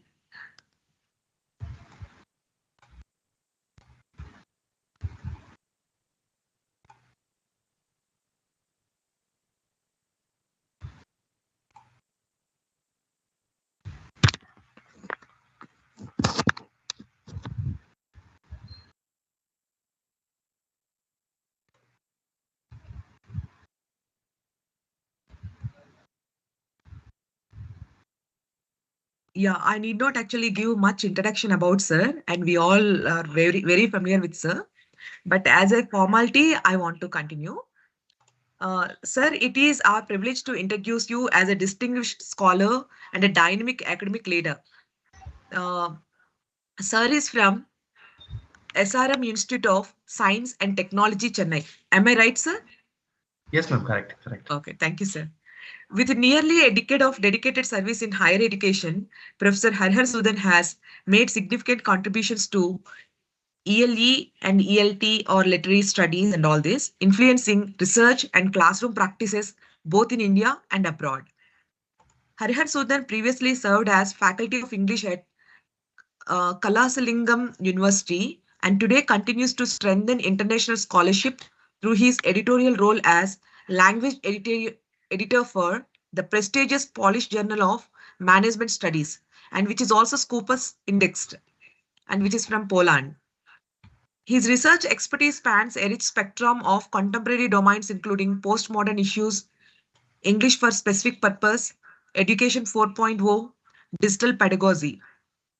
Across multiple international academic platforms, Sir Harihar Sudan has been, Professor Harihar Sudan has been celebrated as a keynote speaker known for his clarity, engagement, and scholarly depth, consistently motivating researchers, teachers, and doctoral scholars. At International Intensive Thesis Writing Workshop, Harihar Sudan Sir brings his expertise to 3 exclusive intensive sessions designed to empower scholars in thesis writing, publication strategies, and academic excellence, helping them navigate the path from research idea to high impact publication. A passionate researcher, an inspiring educator, and an academic leader, sir, we are really honored to welcome you, sir, to this global research platform today. Thank you, ma'am. Thank you so much. Sir, now the screen is yours, sir. Yes, ma'am. Thank you so much for your wonderful introduction, ma'am.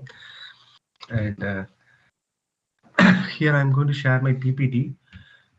My camera is not, can you, I think you have the access, ma'am, to enable my camera. No, sir. I have given full access to everybody, sir. Once I'll check, sir, and meanwhile you please proceed, sir. Okay, fine.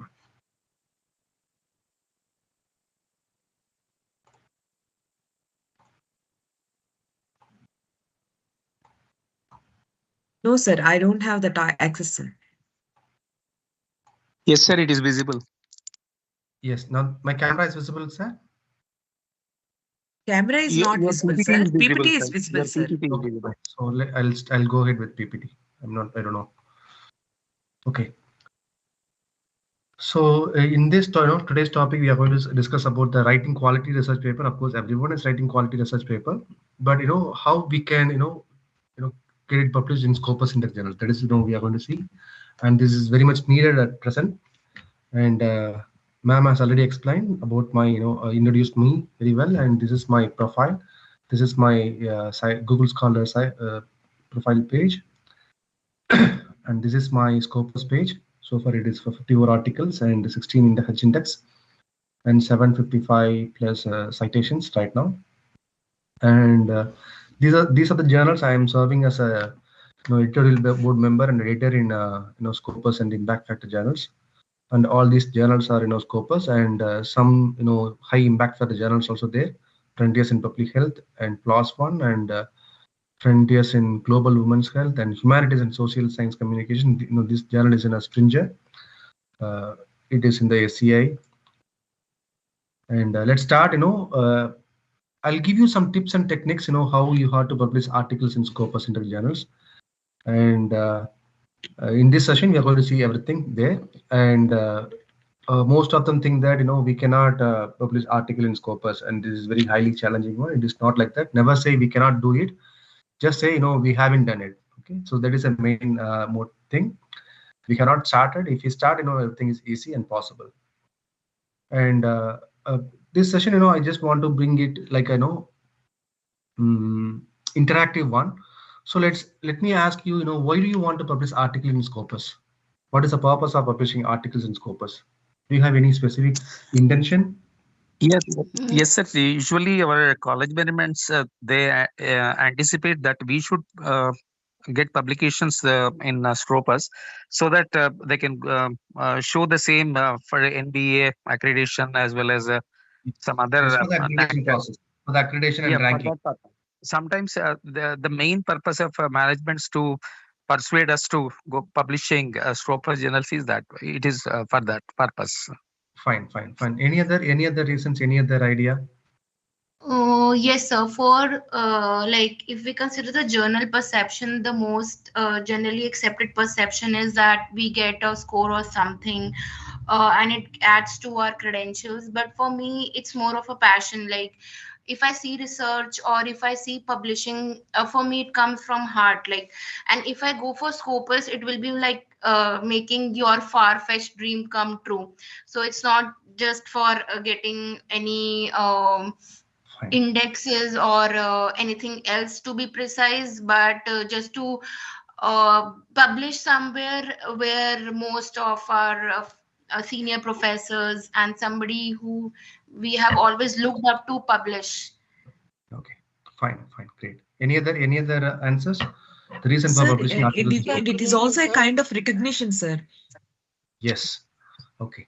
So we have the level of language writing we use, sir.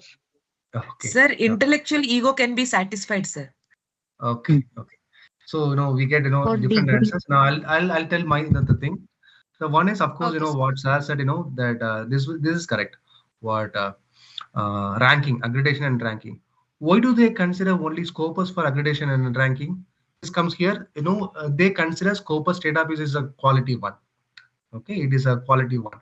As Shivangi Gandhi said, it is a good thing. It is you are publishing papers in some quality and reputed journals. So that is one thing. And it is a passion, of course, for someone, and it is for me. Everyone wake up with mantras. Everyone wake up with worshipping cards. But in my thing, every day I wake up with a Scopus page. I scroll up, I refresh my Scopus page, I refresh my Google Scholar page, and I check the citations and other things. So it is like a passion. Okay, and here I'll show you what are the purpose, what are the things, why do we need to publish articles in Scopus? Let's see here. It is for the global visibility. If you're having some papers, if you're having some good papers in Scopus, and obviously your visibility will increase. Okay, and right now, I'm not exaggerating myself. It is applicable for all the professors who are publishing articles in Scopus. You just type your name and you can see your Google Scholar page. Google's page. If you just type your name and you can see your Google page, then entire 2 to 3 pages you can see your name. So which means that if you publish article in Scopus Index journals, and obviously will get some global visibility. It is very damn sure. And again, I'm not exaggerating myself, but that's true. I was listed in top 2% scientist only because I published article in Scopus. So this recognition I received, it is highly difficult for the arts and humanities faculty. So that I received only, I published article in Scopus Index journals. And this global visibility is possible, and you can get a lot of international collaboration. As I said, I was there in a top 10 Scopus Index journals. So these are all possible, if you publish articles in Scopus. And another thing, funding opportunities. If you have some good papers in Scopus Index journals, then if you are applying for any funding, for example, ICSSR, UGC, or whatever it is, whatever the funding agencies you are applying, even if you are applying for some international projects, then there is a high possibility of receiving funding opportunities for your research work. And at last, but it should be the first one anyhow, a contribution to knowledge. So you are contributing your knowledge to the society. So these are the main three things. The purpose of publishing articles, Scopus Index journals. But if you publish articles in some junk journals, then automatically it will degrade your level of your research. Even if you have some good articles and if you publish in some junk journals, then there is no use of it. Okay. And let's see here, how you have to select a topic. So selecting a topic, identify your research interest. You fix your research interest. Based on your research interest, you evaluate the relevance. For example, you are interested in some particular area, and evaluate your relevance. How this your interest can be correlate with other area or addressing the gaps significant of the topic. So these things you can connect with the society, you can connect with the research gap, you can connect with the significance, you connect with the field. Okay, and consider feasibility. For example, I'm telling linguistics. You are going to do research on computational linguistics. You have the interest and you have high relevance to the societal needs, but your institute is not having the computational lab for conducting computational linguistic research. Then you cannot do the research there. Okay, so see the possibility. So all these these three things should connect, and you have to fix your research topic. So this is very important. So have these things in your mind and then start. And here, in this, so now we are entering into the main core of the presentation and my session. So here I'm going to split into two things. One is for the structure and another one is how to write. So it is applicable for all the discipline, not only for language, literature, science, humanities or social science, whatever it is. This structure and the tips for writing a research article to be published in Scopus, it is common for all the subjects. Okay, so let's start the structure in a quick way. Then I'll explain how to write in a detailed manner. Then I'll give you some tips. Then we'll have the Q&A session. Okay, so for the structure, this is a common structure for any kind of research: abstract, introduction, literature review, methodology, discussion, conclusion, reference, and appendix. Okay, so these are the common common sections of any kind of research papers, any for any subjects. Okay, and let's see here, abstract. Now I will give you in a quick way, then I'll explain in detail. So abstract, you have to give a brief, introduce to reader the aim of the study, the methodology, the results and findings. So this you have to give. An introduction, you have to give the overall purpose, which means significance of your research, and you can introduce your objectives here. And then thesis statement, brief background of your research. And literature review, you have to give the relevant studies related to your area.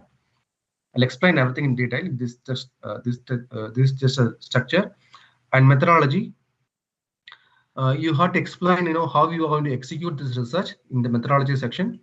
And the results, what are the findings you have explored, that you have to explain in the results section. And discussion, you have to you have to analyze your findings with existing studies. This is discussion. And conclusion, you have to give the key findings of your research and references and appendix. So these are the main things, main structure you have to concentrate when you are developing a research paper. Now let's see the main part, how to write. Okay, I'll ask you how you write the abstract, or when will you start writing the abstract? First question, when will you start writing the abstract? After completing the thesis. Yes, so, after completing the research paper. Okay, and yes. How you have to write the abstract? In past tense. No, okay, that not required actually. How what are the things will be there in your abstract? What are the the message? Yeah, the very much introduction of one line and you will be talking about the results. What are your objective and what are your results? Okay. So I'll tell you, you have to use the What is your IM. study? Yes, fine. You have to use the IMREAT format. Maybe you can note it down. This is IMREAT format. You can use the IMREAT format. This is called introduction, methodology. Yes, methodology. Then results. Yes, results and discussion. So you have to use the IMREAT format. That is very much important. Introduction, methodology, results, and discussion should be there in your introduction. But many of them, they do not follow these things. They simply, they give the summary of overall research paper. So you should not give a summary. Instead, you should have a clear focus of your introduction, methodology, results, and discussion. So that must be there in your introduction. And you have to purposefully you have to use certain words. That is the aim of the study, the objective of the study. These phrases should be there, because this will give the key, this will give the clue to the editor or the reviewer to quickly grasp your research. Okay, so use the keyword like the aim of the research, the objective of the research. This is very much mandatory. Then use the phrases like the methodology of the study, the methodology adapted in the study. So use these kind of things. The methodology, the word methodology must be there. And the findings of the study reveals, the results of the study explains. So these the results and findings, this particular word must be there in the abstract. Okay, so consider significance in a single line, and introduction, which means the background or the importance of your research. Then aim, methodology, results, discussion. So these things must be there in your introduction, abstract part. So here you can give a reply to your research like this. So this is the if you give answer for these questions, then obviously your abstract will be very good. So what did you do this study or project or research? Okay, so this is background or significance of your research. What did you do and how? Methodology. What did you find? This is results. What do your findings mean? This is discussion or the future directions. So your abstract should give reply to these questions. Simple. Okay, then it will give the attention to the editor, and the reviewer can also go through your paper very easily. But most of the papers, they do not follow these things, and that is the reason most of the papers are rejected. Most of the papers are just rejected in the submission itself. They will not, the papers will not go to the review section. Okay, and let's see for the introduction. And what are the things you will have in introduction? What are the things you have to include in introduction? You should not use unnecessary general background of your research. Not your research, general background of the the study you are going to execute. For example, you are going to do research on Indian writing in English literature. Then you don't need to give the entire history of Indian writing in English literature, or you don't need to give the the author's background. You don't need to give the unnecessary general information, but you have to be very focused on your significance of your research. Okay, so brief description of the topic, statement as to why the topic is worth researching, or why it could be found interesting, which means the significance of the research you have to emphasize here. So the purpose of the research, the significance of the research you have to emphasize in the introduction section. And I'll tell you, these are the secrets. When you are giving the significance of your research, you use some references. I'll tell you, in the literature section, I'll explain, how you have to do. And at last, after the end of the, this presentation, and during the reference section, I'll give you another strategy. So you have to give the citations in the introduction, the very few lines, the very few beginning of your research, which means the first 3 to 4 sentences itself, you have to give the strong citations to justify your research. What is the purpose of conducting the research? Then you explain you propose what you are going to do in this research. Then objectives, scope of the study. Then at last part of the introduction, you can give overview, which means the overview of the rest of the paper, which means what are the things you're going to discuss in this paper. For example, literature review, methodology, discussion, results, discussion. So this paper discusses all these 3, 4 chapters, and what are the rest of the chapters will be discussing Okay, so you can give a brief note of the rest of the papers at the end of your introduction section. And don't keep in mind your introduction section should also introduce the objectives. You have to propose the objectives in the introduction section itself. Okay, and literature review. And literature review, how do you do the literature review? I'm just asking you, how do you conduct literature review?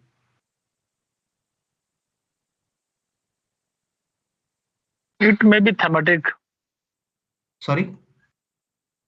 It may be thematic, sir. Okay, then? Periodical maybe.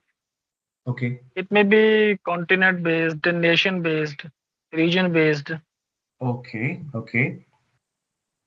And where do you find your articles? Where do you find your literature?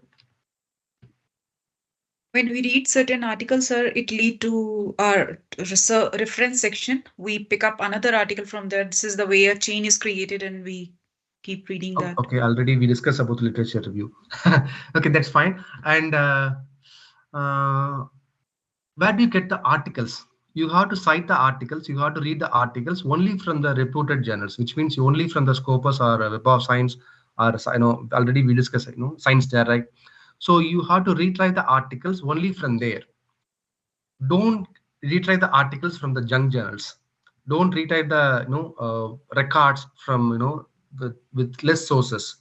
Okay, and don't browse from Google. Don't browse from Google Scholar. Don't browse from ResearchGate.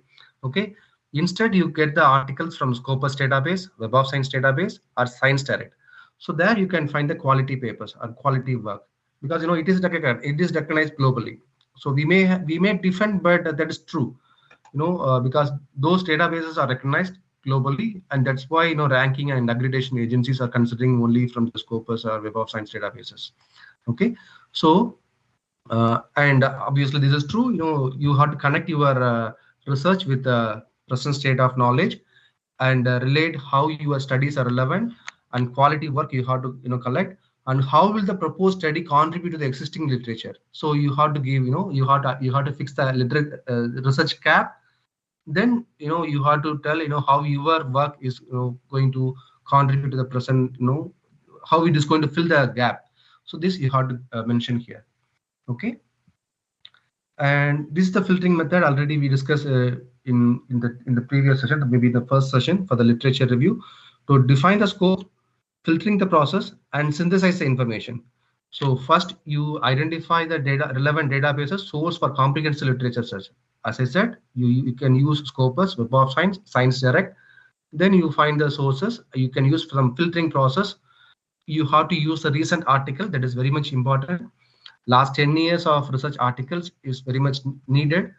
And we think that, okay, do you know how Q1, Q2, Q3, Q4 quartiles are fixed for the journals? Do you know that?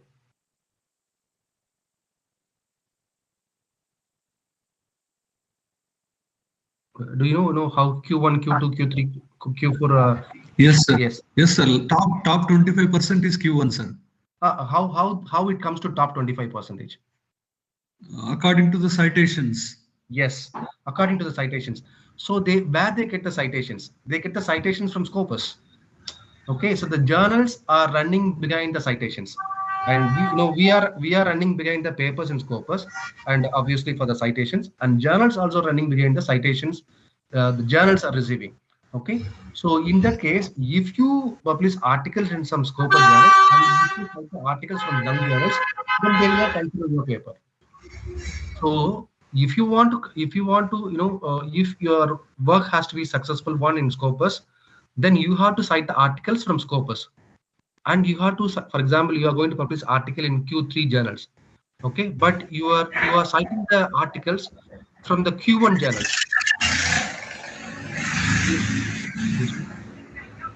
So you are citing the articles from Q1 journals in the last 10 years, then automatically there is a high possibility of considering your work, because you are citing the quality papers for the Q3 journal. You are citing the Q1 papers in your paper. That paper will be submitted in Q3. then automatically the Q3 journals is having a high possibility of moving towards Q2 and Q1. Okay, so this is this is the strategy. So keep it in 10 years Scopus alone, and then maybe you can have some few things. For example, if, I'll tell you in the reference section at last. Okay, so once you fix with your literature review, you can proceed for research questions, hypothesis. Okay, and research question or an hypothesis must be aligned with your research objectives. Sorry, your objective of your study. So you should not deviate from your objectives. Your research questions or hypothesis should not be deviated from your objectives. So everything should have the connection from your title, introduction, objectives, research questions, or hypothesis. Everything should have the connection. Okay, and hypothesis sometimes some excellent literature review. They have certain groups. For example, they group their literature review, and for one particular group, one research question, and that research question is for the objective 1. Then another another group of articles in literature review section for the objective 2 itself, and for the particular second group is for second research questions. So they give the paragraph, they give the group of literature review, they give the paragraph and then research question, another paragraph and another research question. So it will give a clear view to the reviewer and editor. Okay, you did a good job for your for fixing your research question and hypothesis, and there will be no doubt you are hooking up anything. So in this way also you can conduct your literature review. And okay, and here then framework. So you fixed everything. You are moving to the methodology section. So when you are moving to the methodology section, you have to keep in mind that how you have to frame your methodology. So what is happening, this is applicable for all the studies, all the subjects. Okay, so in the methodology section, we have to give like a map. For example, when you enter into theme park, you can see the map of the theme park, where you are here and where it will go. So the methodology section should be self-explanatory. Okay, so everyone can understand when they are seeing their methodology section. It is like a map. So how you are going to execute your research. It is like a cookery book. So you have the manual for cooking things, and you are cooking everything. So everything must be there very in detailed way. How research framework. And in the methodology, the very beginning of your methodology, you can give the research framework, conceptual framework. You can give the flow chart of your research. So these things must be there in your research methodology. So flow charts, okay, and how you are going to collect the data, and what methodology you are going to adapt. For example, qualitative or quantitative, or ethical consideration. Whether this study required ethical consideration. If so, you just give the details about the ethical consideration. This is very much needed. If you're going to publish your articles in Q1 or some impact factor journals, they need ethical consideration. And you can also conduct some pilot study, and you can give the information related to your pilot study in the methodology section as well. Okay, and this is the beginning. Okay, this is the beginning of your methodology section. Then you have to explain, to demonstrate how the research methods are useful to the studies, and how you are going to do this, and to justify the research methods and approach you have taken on your study, or your study. So you have to justify why this method. For example, you are taking qualitative method. Why this qualitative method is is working here. So how you have to give the justification of obtaining a qualitative method. And method of data collection and analysis. How you are going to how do you collect the data collection? For example, I collected the data from medical students. How do you collect? Using Google form, or physically you collected the data. So everything you have to explain in detail. And when you are collecting the data, did you get the consent from the participant? That also you have to explain. So methodology should give the detailed information of how you execute the research. Okay, how you executed the research. Okay, and it is like it is like, after seeing movie, you are explaining the movie to your friends, right? So you executed the research, and how did you execute the research? That you have to explain. Then, collecting data. So it is for the quantitative research. So when collecting data, it is crucial to ensure accuracy and relevance. For example, you are going to collect data. You are going to do research on English for medical purpose. So it should be accurate. So you have to collect the research English for medical purposes. You have to collect data from the medical allied health students. So it should be very relevant. Don't collect don't cook up anything. And analysis involves translating data into meaningful insights and trends. So it is quite common. Now most of them are collecting data from Google form, and they use the functions like mandatory, required. Then there is no option. But earlier they were collecting data from physical forms. That time, they will tick 2 options. Then we have to eliminate the error responses. But it is very easy now. And validating data sources is essential and for reliable research conclusion. Obviously, if you are using the Google form and you are fixing some parameters like mandatory and requirement and research, participant consents, then automatically everything is easy. And here, I'll show you, later, how do you get the participant consent and everything. Yeah. And here, interpreting, presenting research findings. So when you are presenting your research findings, give it in a pictorial representation. Give the pictorial representation. That is very important. Don't just give it in a paragraph.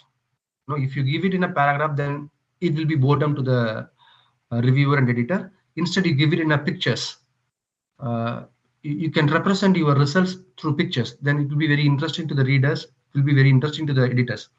Okay, and you can give it in a paragraph. That is also very much interesting to the reader and the reviewer. And after the results, okay, and very important thing, in the results you have to give the answer to your research questions. Okay, most of them are not following it, and most of them are not doing it. So you propose the research questions, and whether you give the reply to your research question, mostly no. Okay, and you are proposing the hypothesis. Did you validate the hypothesis? Mostly no. So if you do not do if you do not do this kind of thing, then automatically there's a high possibility of rejection, because you have the objective, you have the research question, you have the objective and hypothesis, but you are not justifying, you are validating your hypothesis. You are not giving justification to your research questions, or you are not giving answer to your research questions. There's a high possibility of rejection.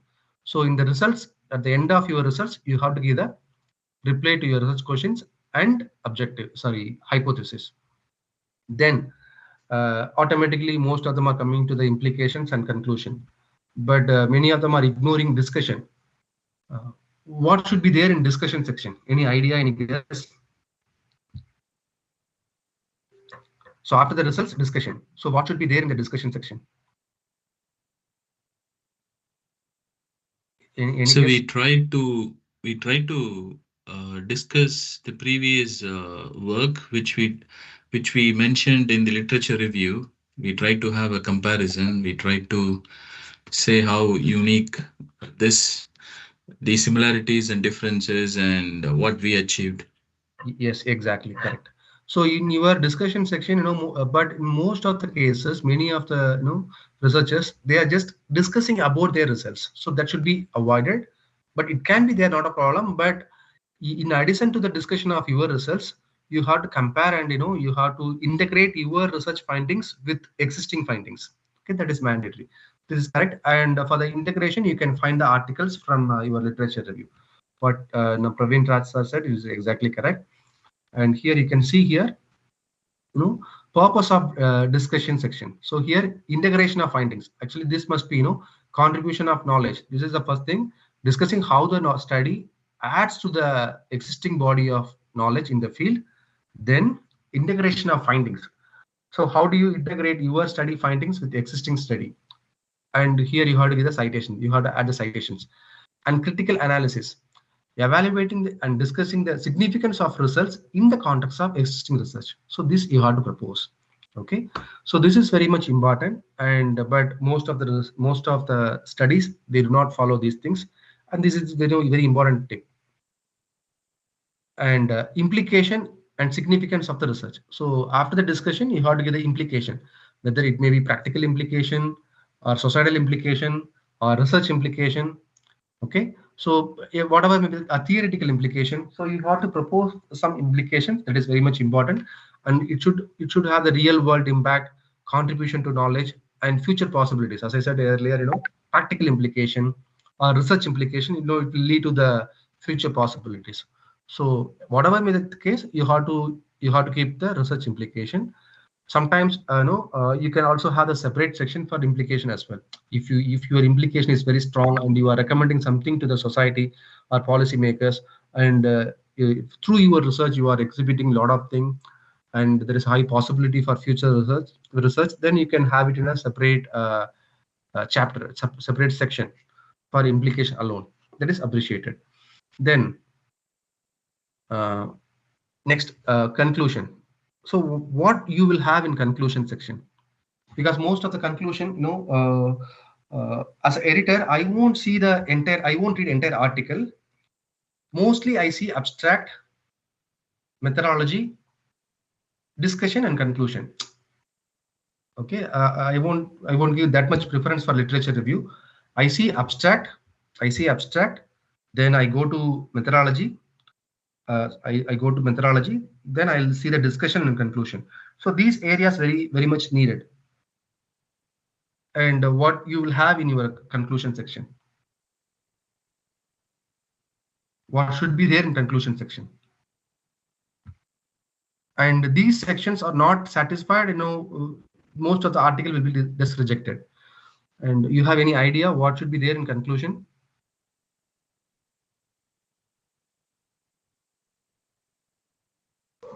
So maybe discuss the key findings that we have discussed in the paper, and to put into perspective some limitations as well, so that it leaves a scope for further research. Fine. That's exactly correct. So we have to get the key findings of our research. Okay, but what is happening? Most of the papers, they give the summary of overall research. They don't concentrate on key findings. Instead, they give the summary of the entire paper. So that must be avoided. You have to highlight your key findings, okay, and how these key findings are it is impacting the society. So these things very much important here, and the results and discussion should be in the okay. To sum up your findings and highlight the significance of outcomes of your study. This is very much important. Implication and recommendations and limitations of your study. So this is one part. Key findings you are explaining in the conclusion section. And maybe in the second paragraph of conclusion or in the portion of your conclusion, you can add limitation of your study. What are the limitations you have in your study, and how? And there should be connection between your between the limitation and future direction. Okay, your limitation should lead to the future direction. Most of them, they give limitation in one way and they are giving future direction in another way. Okay, that must be avoided. There should be a clear connection between the limitation and directions, future directions, and give the research limitation, and don't give any unwanted limitation. For example, when I'm doing research, I met with an accident, so that is my research was I cannot conduct my research. So that is not a problem. That is not the case here. Okay, you have to give only your research limitation, and sometimes I cannot find the articles related to my research. That is not research limitation. Okay, so that's different case. So give exact research limitation and how this research limitation leads to your future directions. So these things must be there. And here reference section, as I said earlier, I give you the detailed information for references. You have to collect article only from Scopus and Web of Science. I think if I'm not wrong, I explain everything in the literature review session. I'll explain once again. For example, if you have 100 papers, you can use 10%. Let's speak in percentage. From the 100%, 10% are exempted, and 10% you can use for concepts, theories. 10% you can use for concepts, theories, and models you are adopting.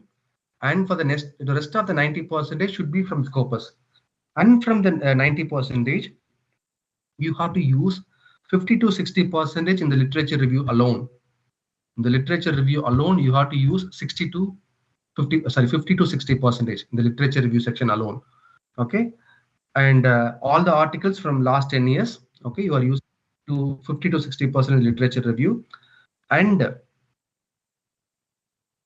30%, 20 to 30% you have to use in a introduction section alone.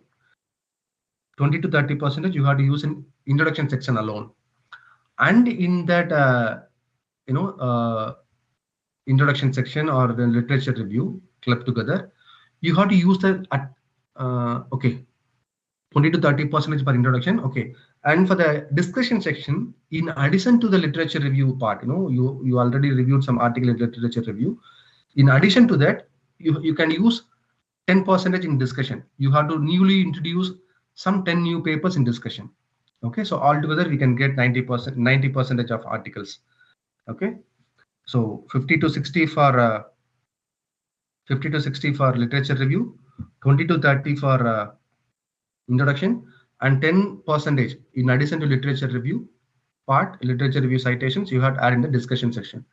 And let me give you another thing. Among your 90% of articles, all the article must be from last 10 years. 90% of article must be last 10 years, and 40% of article among within that 90%, 40% of articles from last 5 years. So that will give high impact to your research. Okay, and appendix, you have to include the questionnaires if you are going to publish article in SCI or SSCI or AHCI. Okay, there they ask some supporting documents like questionnaire, and questionnaire should be validated, and ethical consideration and ethical approval from the institute. Even if you are not doing any human sample, you have to give the statement that this research does not use any human samples and it is exempted from ethical consideration or ethical clearance. So these statements you have to mention, and some journals they specifically ask for ethical number, ethical date, ethical approval date, and who approved the ethical certificate. So they ask these things. I'll show you some relevant document in relation to the ethical certificate and other things. Questionnaire validation also. Do you want to be so, or you can refer?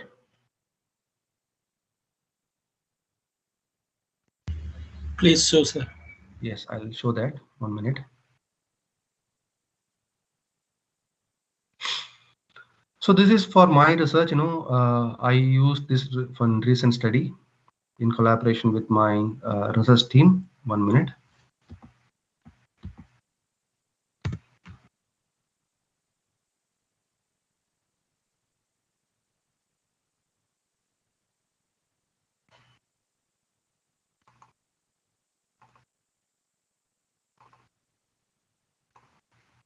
I hope you can see that screen now.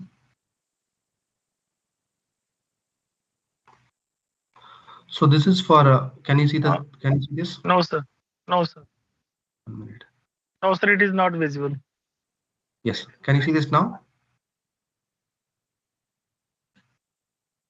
No, sir. Sir, only PPT is visible.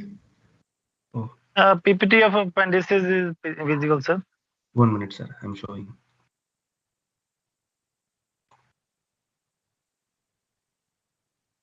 Yes.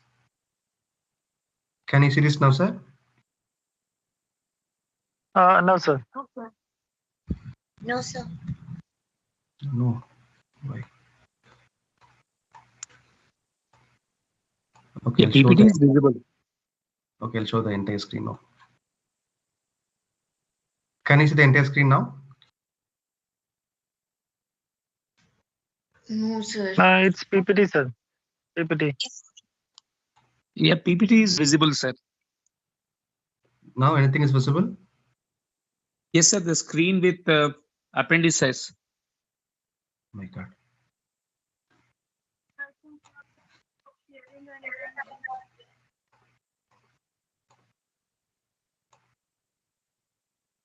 Can you see the our Teams app?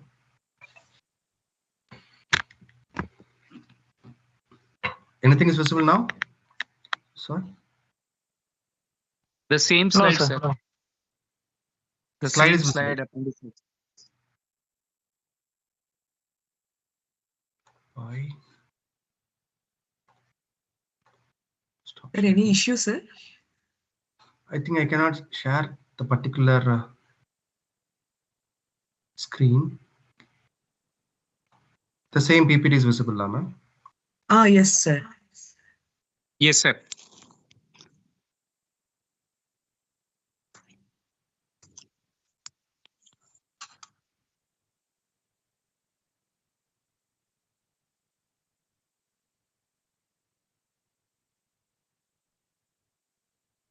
Sir, or else log off and again join, sir.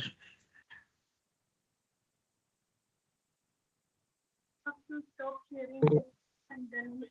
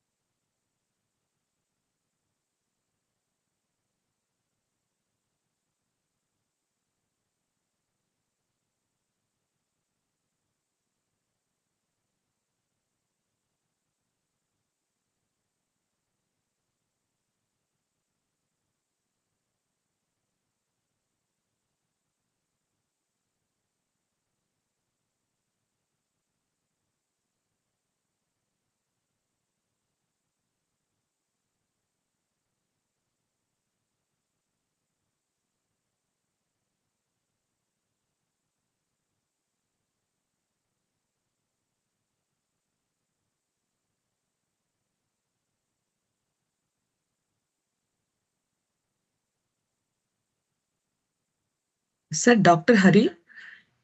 Yes, ma'am. Oh.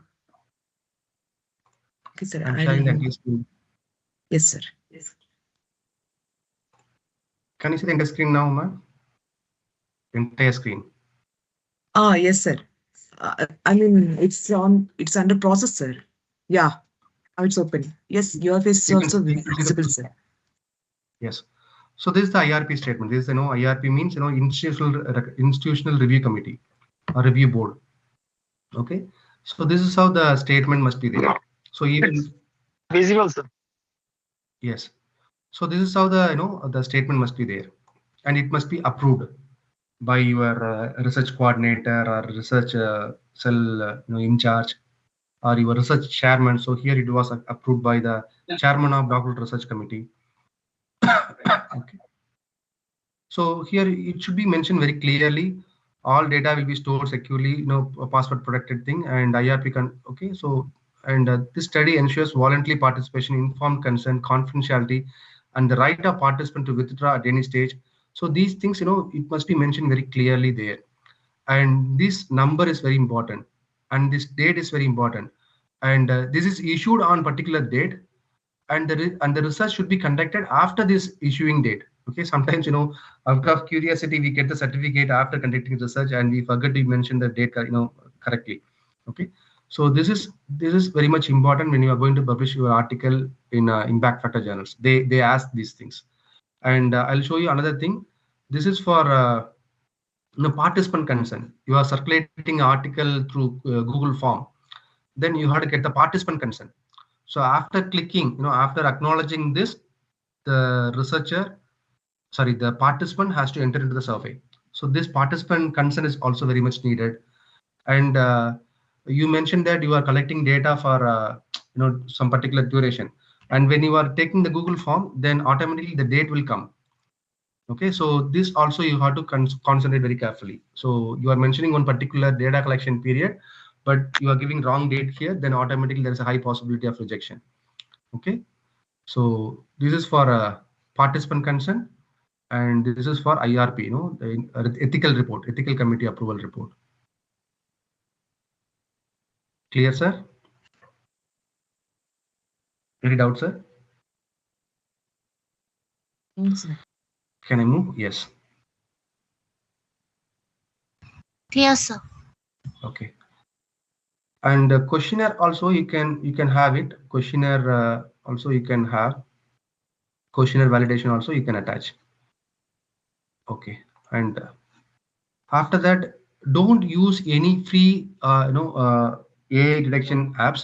Instead, you can use Turnitin, Turnitin or Authenticate. Turnitin and Authenticate are very much reliable, similarity checking software. So you can use Turnitin and Authenticate, and Authenticates are used in many journals. Of course, Turnitin as well. But in my opinion, before you are going to submit your article, use Turnitin or Authenticate, get a Turnitin or Authenticate report, and it is very much appreciated if you are having the AI report as well, because you can get to know whether you have similarity or not.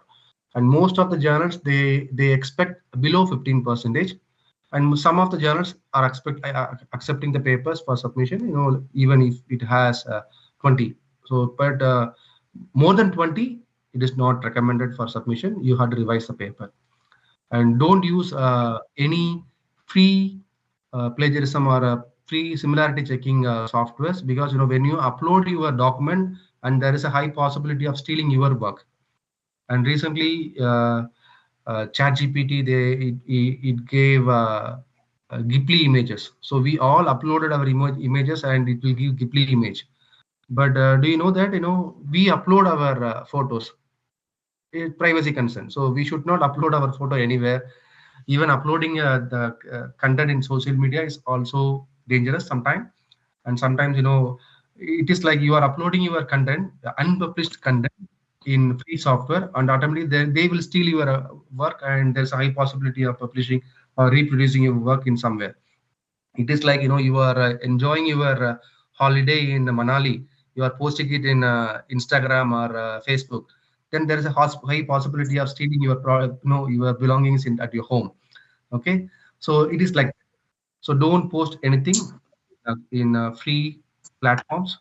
There is a high possibility of stealing your work. And maybe it is we explain, and I explained this thing, how you have to find the Scopus journal. You have to go to the Scopus page and find it from the source database. And there are a lot of journals for English language, for all the subjects. For all the subjects, there are a lot of journals available. Don't use any mediators for publishing your articles. There is a high possibility of teasing you, and you lose your money. So don't trust anyone. Don't trust any mediators. Instead, you go straight and submit your articles and get it published. Don't use any mediators. And you can check the journals and its ranking. You can check the journals by its subject wise in Simaco website. Then go to the Scopus source page. Then use this copy and paste the title.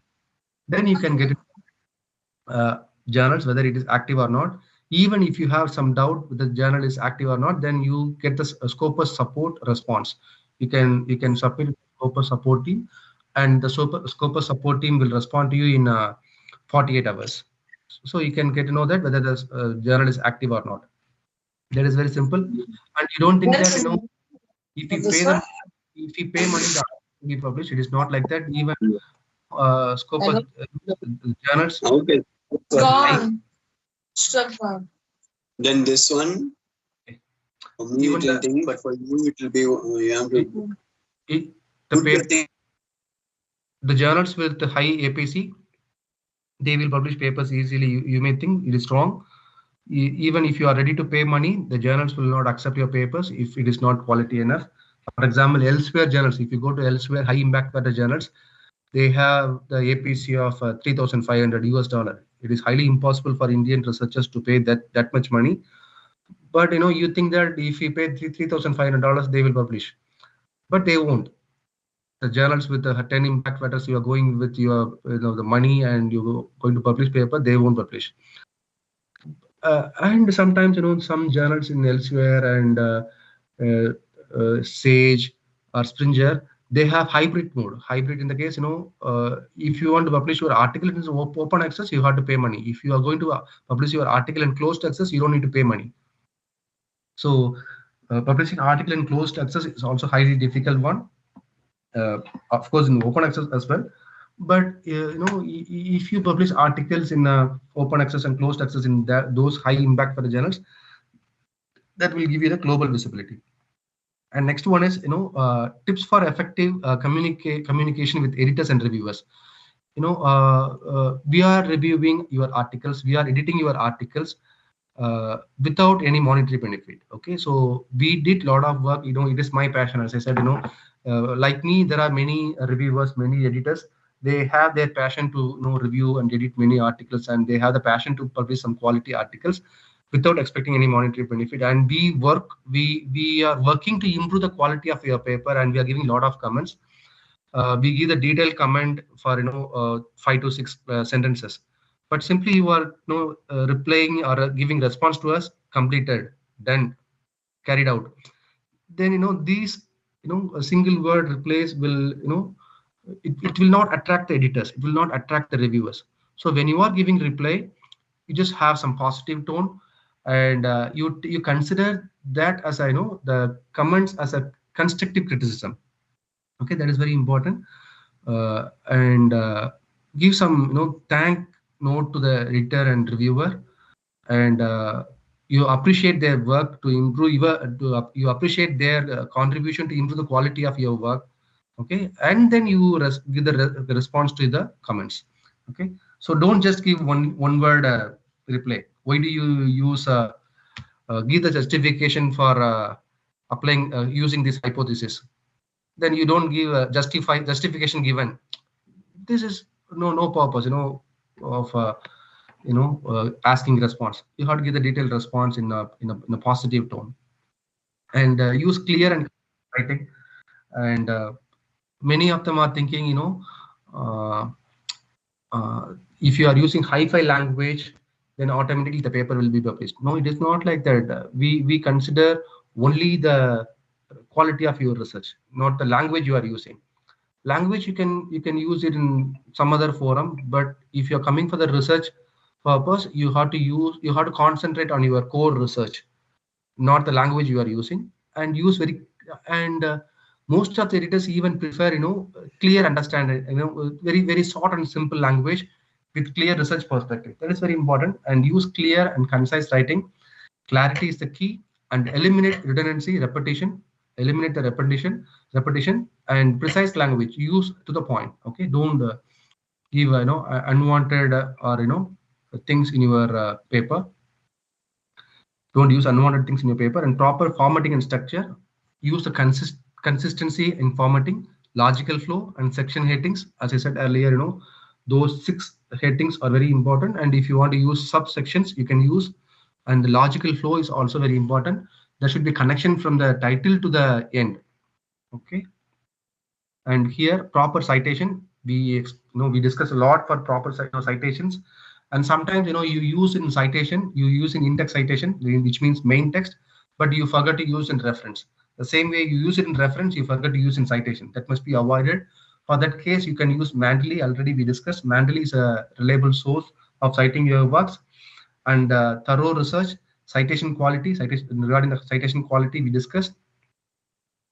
And ethical consideration, research these are all we discussed. I have shown you participant consent, confidentiality, research integrity. So everything must be mentioned in the ethical consideration that I have shown already. So here you can see.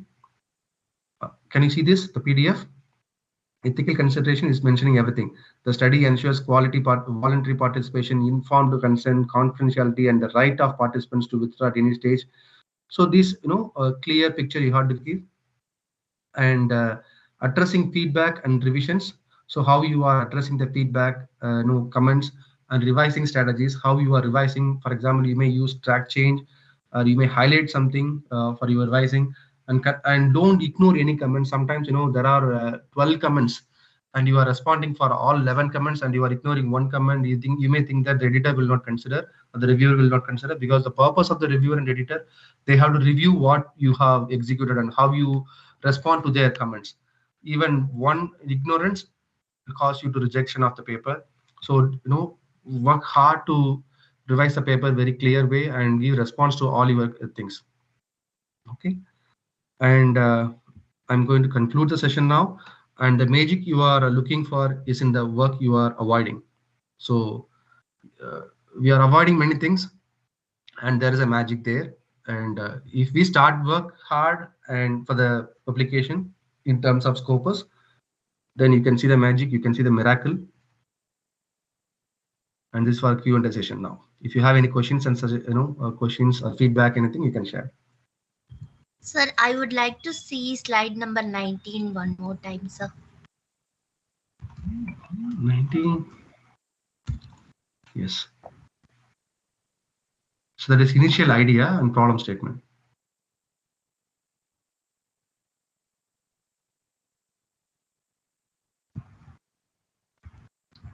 Thank you, sir. Thank you, sir. Thank you. And this is my contact number. This is my email ID. If you have any questions related to Scopus publication or any doubts regarding the the tips for easy publication, you can contact me. But anyhow, when you are constructing your article, it will take nearly 3 to 6 months. And when you are going for a Scopus publication, it will take another 6 months. So you have to put your effort at least for a year. And when you submit it, then you start work on another paper, which means if it is a continuous process, then automatically every year you can harvest 2 papers. And another better way, you may have some research collaborators, you may have some research team. Then you are working with 1 or 2 articles, and your team is working with 1 or 2 articles. Then you have 4 members team, and every year you can publish 3 to 4 papers. So this is how it works. So don't think that I'm going to do from myself. That's fine, in the initial stage. But if you want to, it is based on the interest you have. If you work with some research team, then there is a high possibility of high productivity. Any more questions? Sir, how to find unpaid Scopus General for English literature? Sorry? How to find unpaid Scopus Index Journal for English literature? Okay, I'm showing it here, Simaco.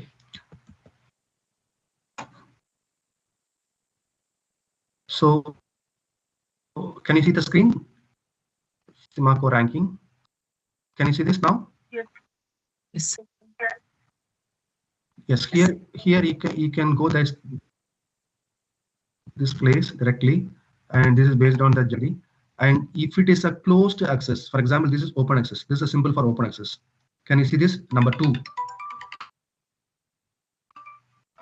Number 2. Recommendation and reports, MMWR. Excuse me, ma'am. Can you see my screen? Yeah, sir. Yes, sir. Yes, this symbol is for open access. If it is not in this symbol and this is a closed access, most of the 99% of the closed access journals are free. You got it, ma'am? Yes, sir.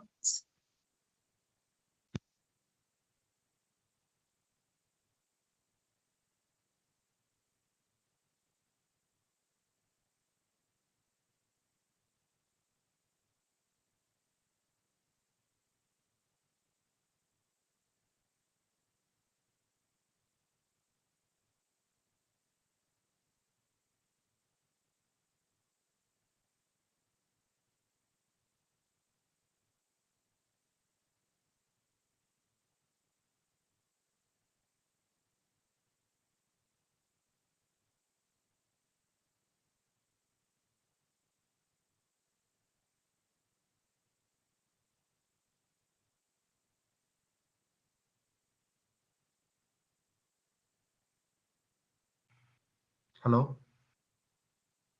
Hello, sir. Yes, ma'am.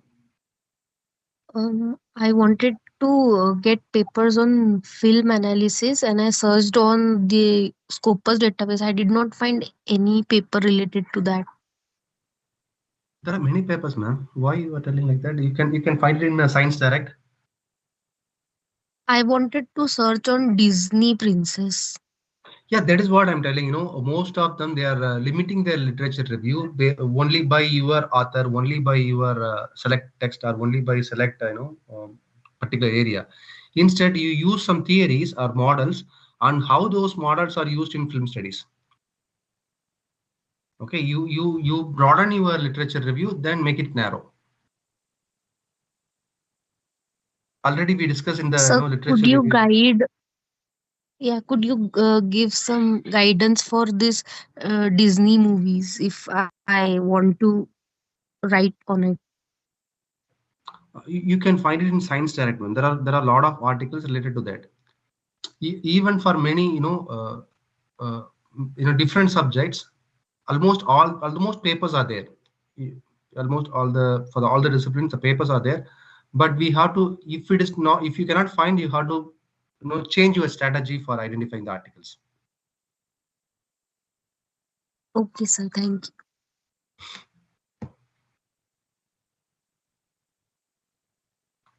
Any more questions?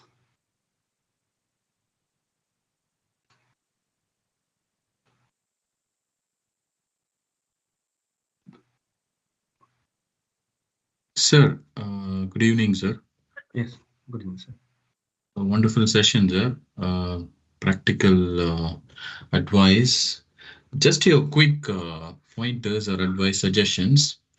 When we talk about Q1, Q2, Q3, Q4, we write a paper, and most of the times the papers take a lot of time to respond to you. And it's like 6 months or 8 months. Even if it is desk rejection, it takes a long time.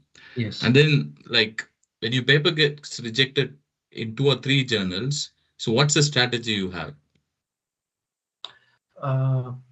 Actually, the first advice is, you just go through the journal's policy for review period. Okay, then you proceed for the submission. Sometimes, some journals, I'm not, telling it's wrong, but you come across journal 3L. May I know which discipline you are from? Yes, sir. You are from which discipline, which subject? ELT, sir.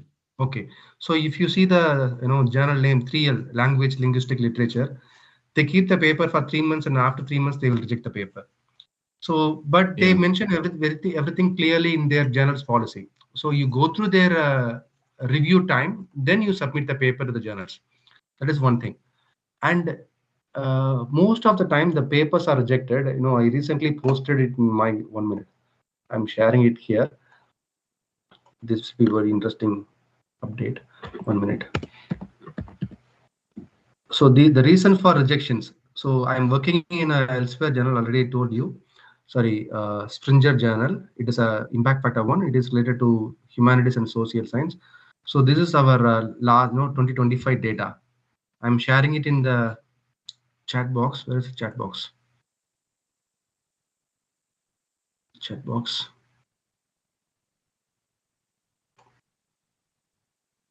Do we have the access for the chat box? Not enabled, sir.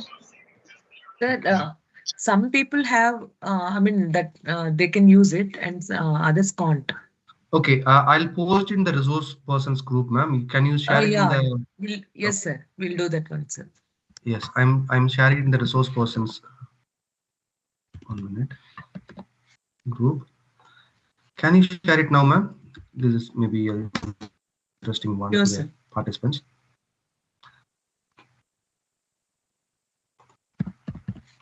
So this particular one, I received from the Springer recently. So 80% of rejections because of this reason.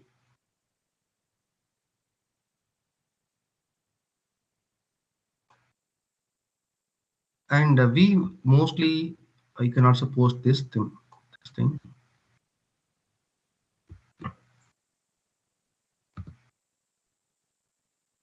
Okay. Can you post it in the? Yes, sir. Yes, sir. Just now I have done it. Okay. I think he posted again in the resource persons group. No, sir. Of course I did. Even I sent it to them also, sir. Okay, fine. So these are the reasons for rejections, and most of the journals, they mention only this one. Journal, your article is not aligned with the journal scope.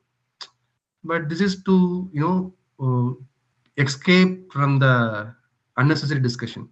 Okay, but there are different cases. See, the last year, 2025, 70% of the article rejected due to AI content. If we mention your article is AI content, if we mention your article is similarity is high more than that, this and that, then they will argue with us. No, we discuss, we did up by ourselves and it is not. So there are a lot of unnecessary discussion. If we are mentioning any other reasons, that's why we are mentioning the 13th one, 16, journal speed. If we tell, sometimes or most of the time we can avoid unnecessary discussion.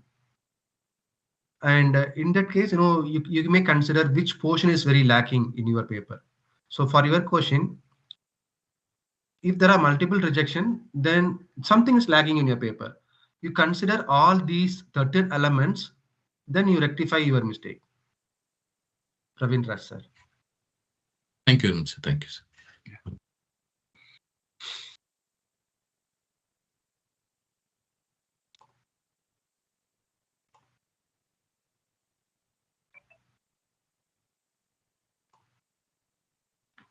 Any more questions?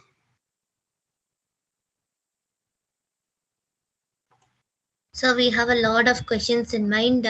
We have just started working with it. So thank you so much. We will definitely get back to you, sir. The process of working. Thank you.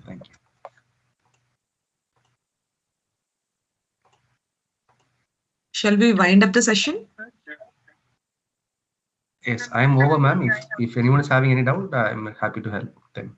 Okay, sir. Thank you very much, sir. Thank you. Professor Hari, sir. Thank you so much. You can tell me Hari.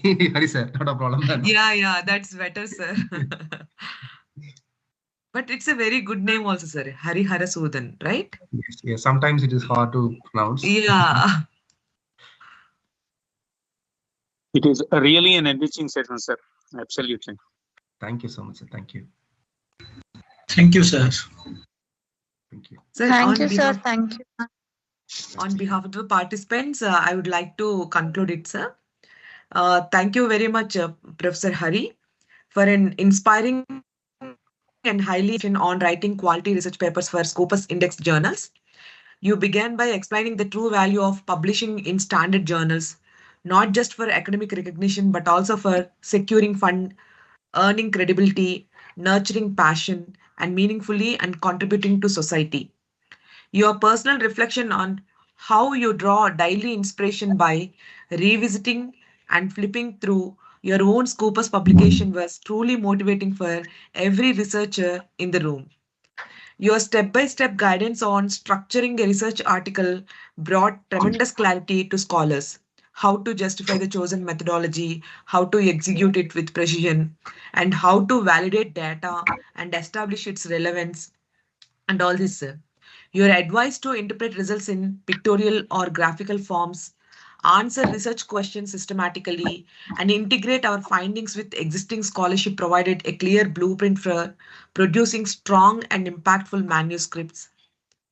Sir, you also reminded us of essential ethical practices, and also you guided us to avoid a free plagiarism checker, especially to save our contribution and all.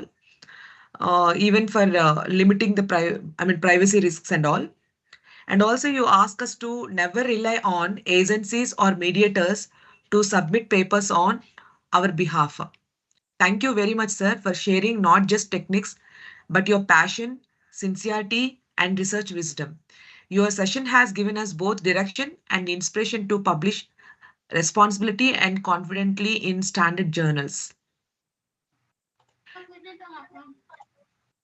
Thank you so much. Thank you so much. Thank you, sir.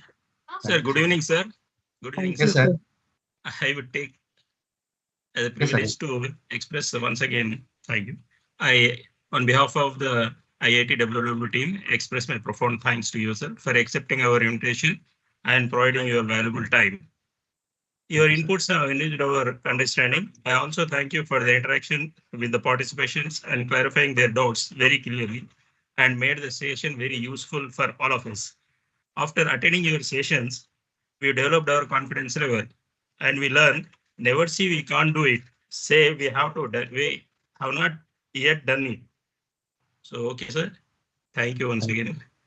Thank you so much, sir. Thank you so much. Sir, we also have to thank our participants, sir, because they are really Yes. very committed and dedicated. Without them, actually, it's not possible. Definitely, ma'am. Definitely. And you are here, for all the days to 8:30 or 9 o'clock, and you are doing wonderful job. And the platform, you are organizing, it's really, Yes, helpful sir. to the young She researchers. deserves. She deserves. Absolutely. Actually, we are grateful to you, sir. Swarna Madam and Harihara Sudan Yes, sir. sir and Rahimuddin sir, Venkat sir, and all. Yeah. Rahimuddin sir and Swarna Madam and Harihara Sudan sir contributed widely for this program. Really, we are grateful to you, sir. Hari sir. Thank you. Thank you, sir. Thank you, sir. Because I'm coming for just 3 days, and the participants and the organizers are spending the whole days. This is really inspiring one to me, because this is the peak time, right? For everyone, after coming out from the office, the universities, and for the scholars, we have to spend time with our family, but you are spending time for gaining the skills. This is interesting. Thank you everyone for giving your attention. Thank you. Thank you, sir. Thank you all. Thank you, Thank sir. you, sir. Thank you, Hari sir, and Good night, thank you sir. all Thank my you. participants. And have a good night. Thank you, sir. Have a great day and good night. Good night. Good night. Good night. Thank you, sir. Thank you. Thank you.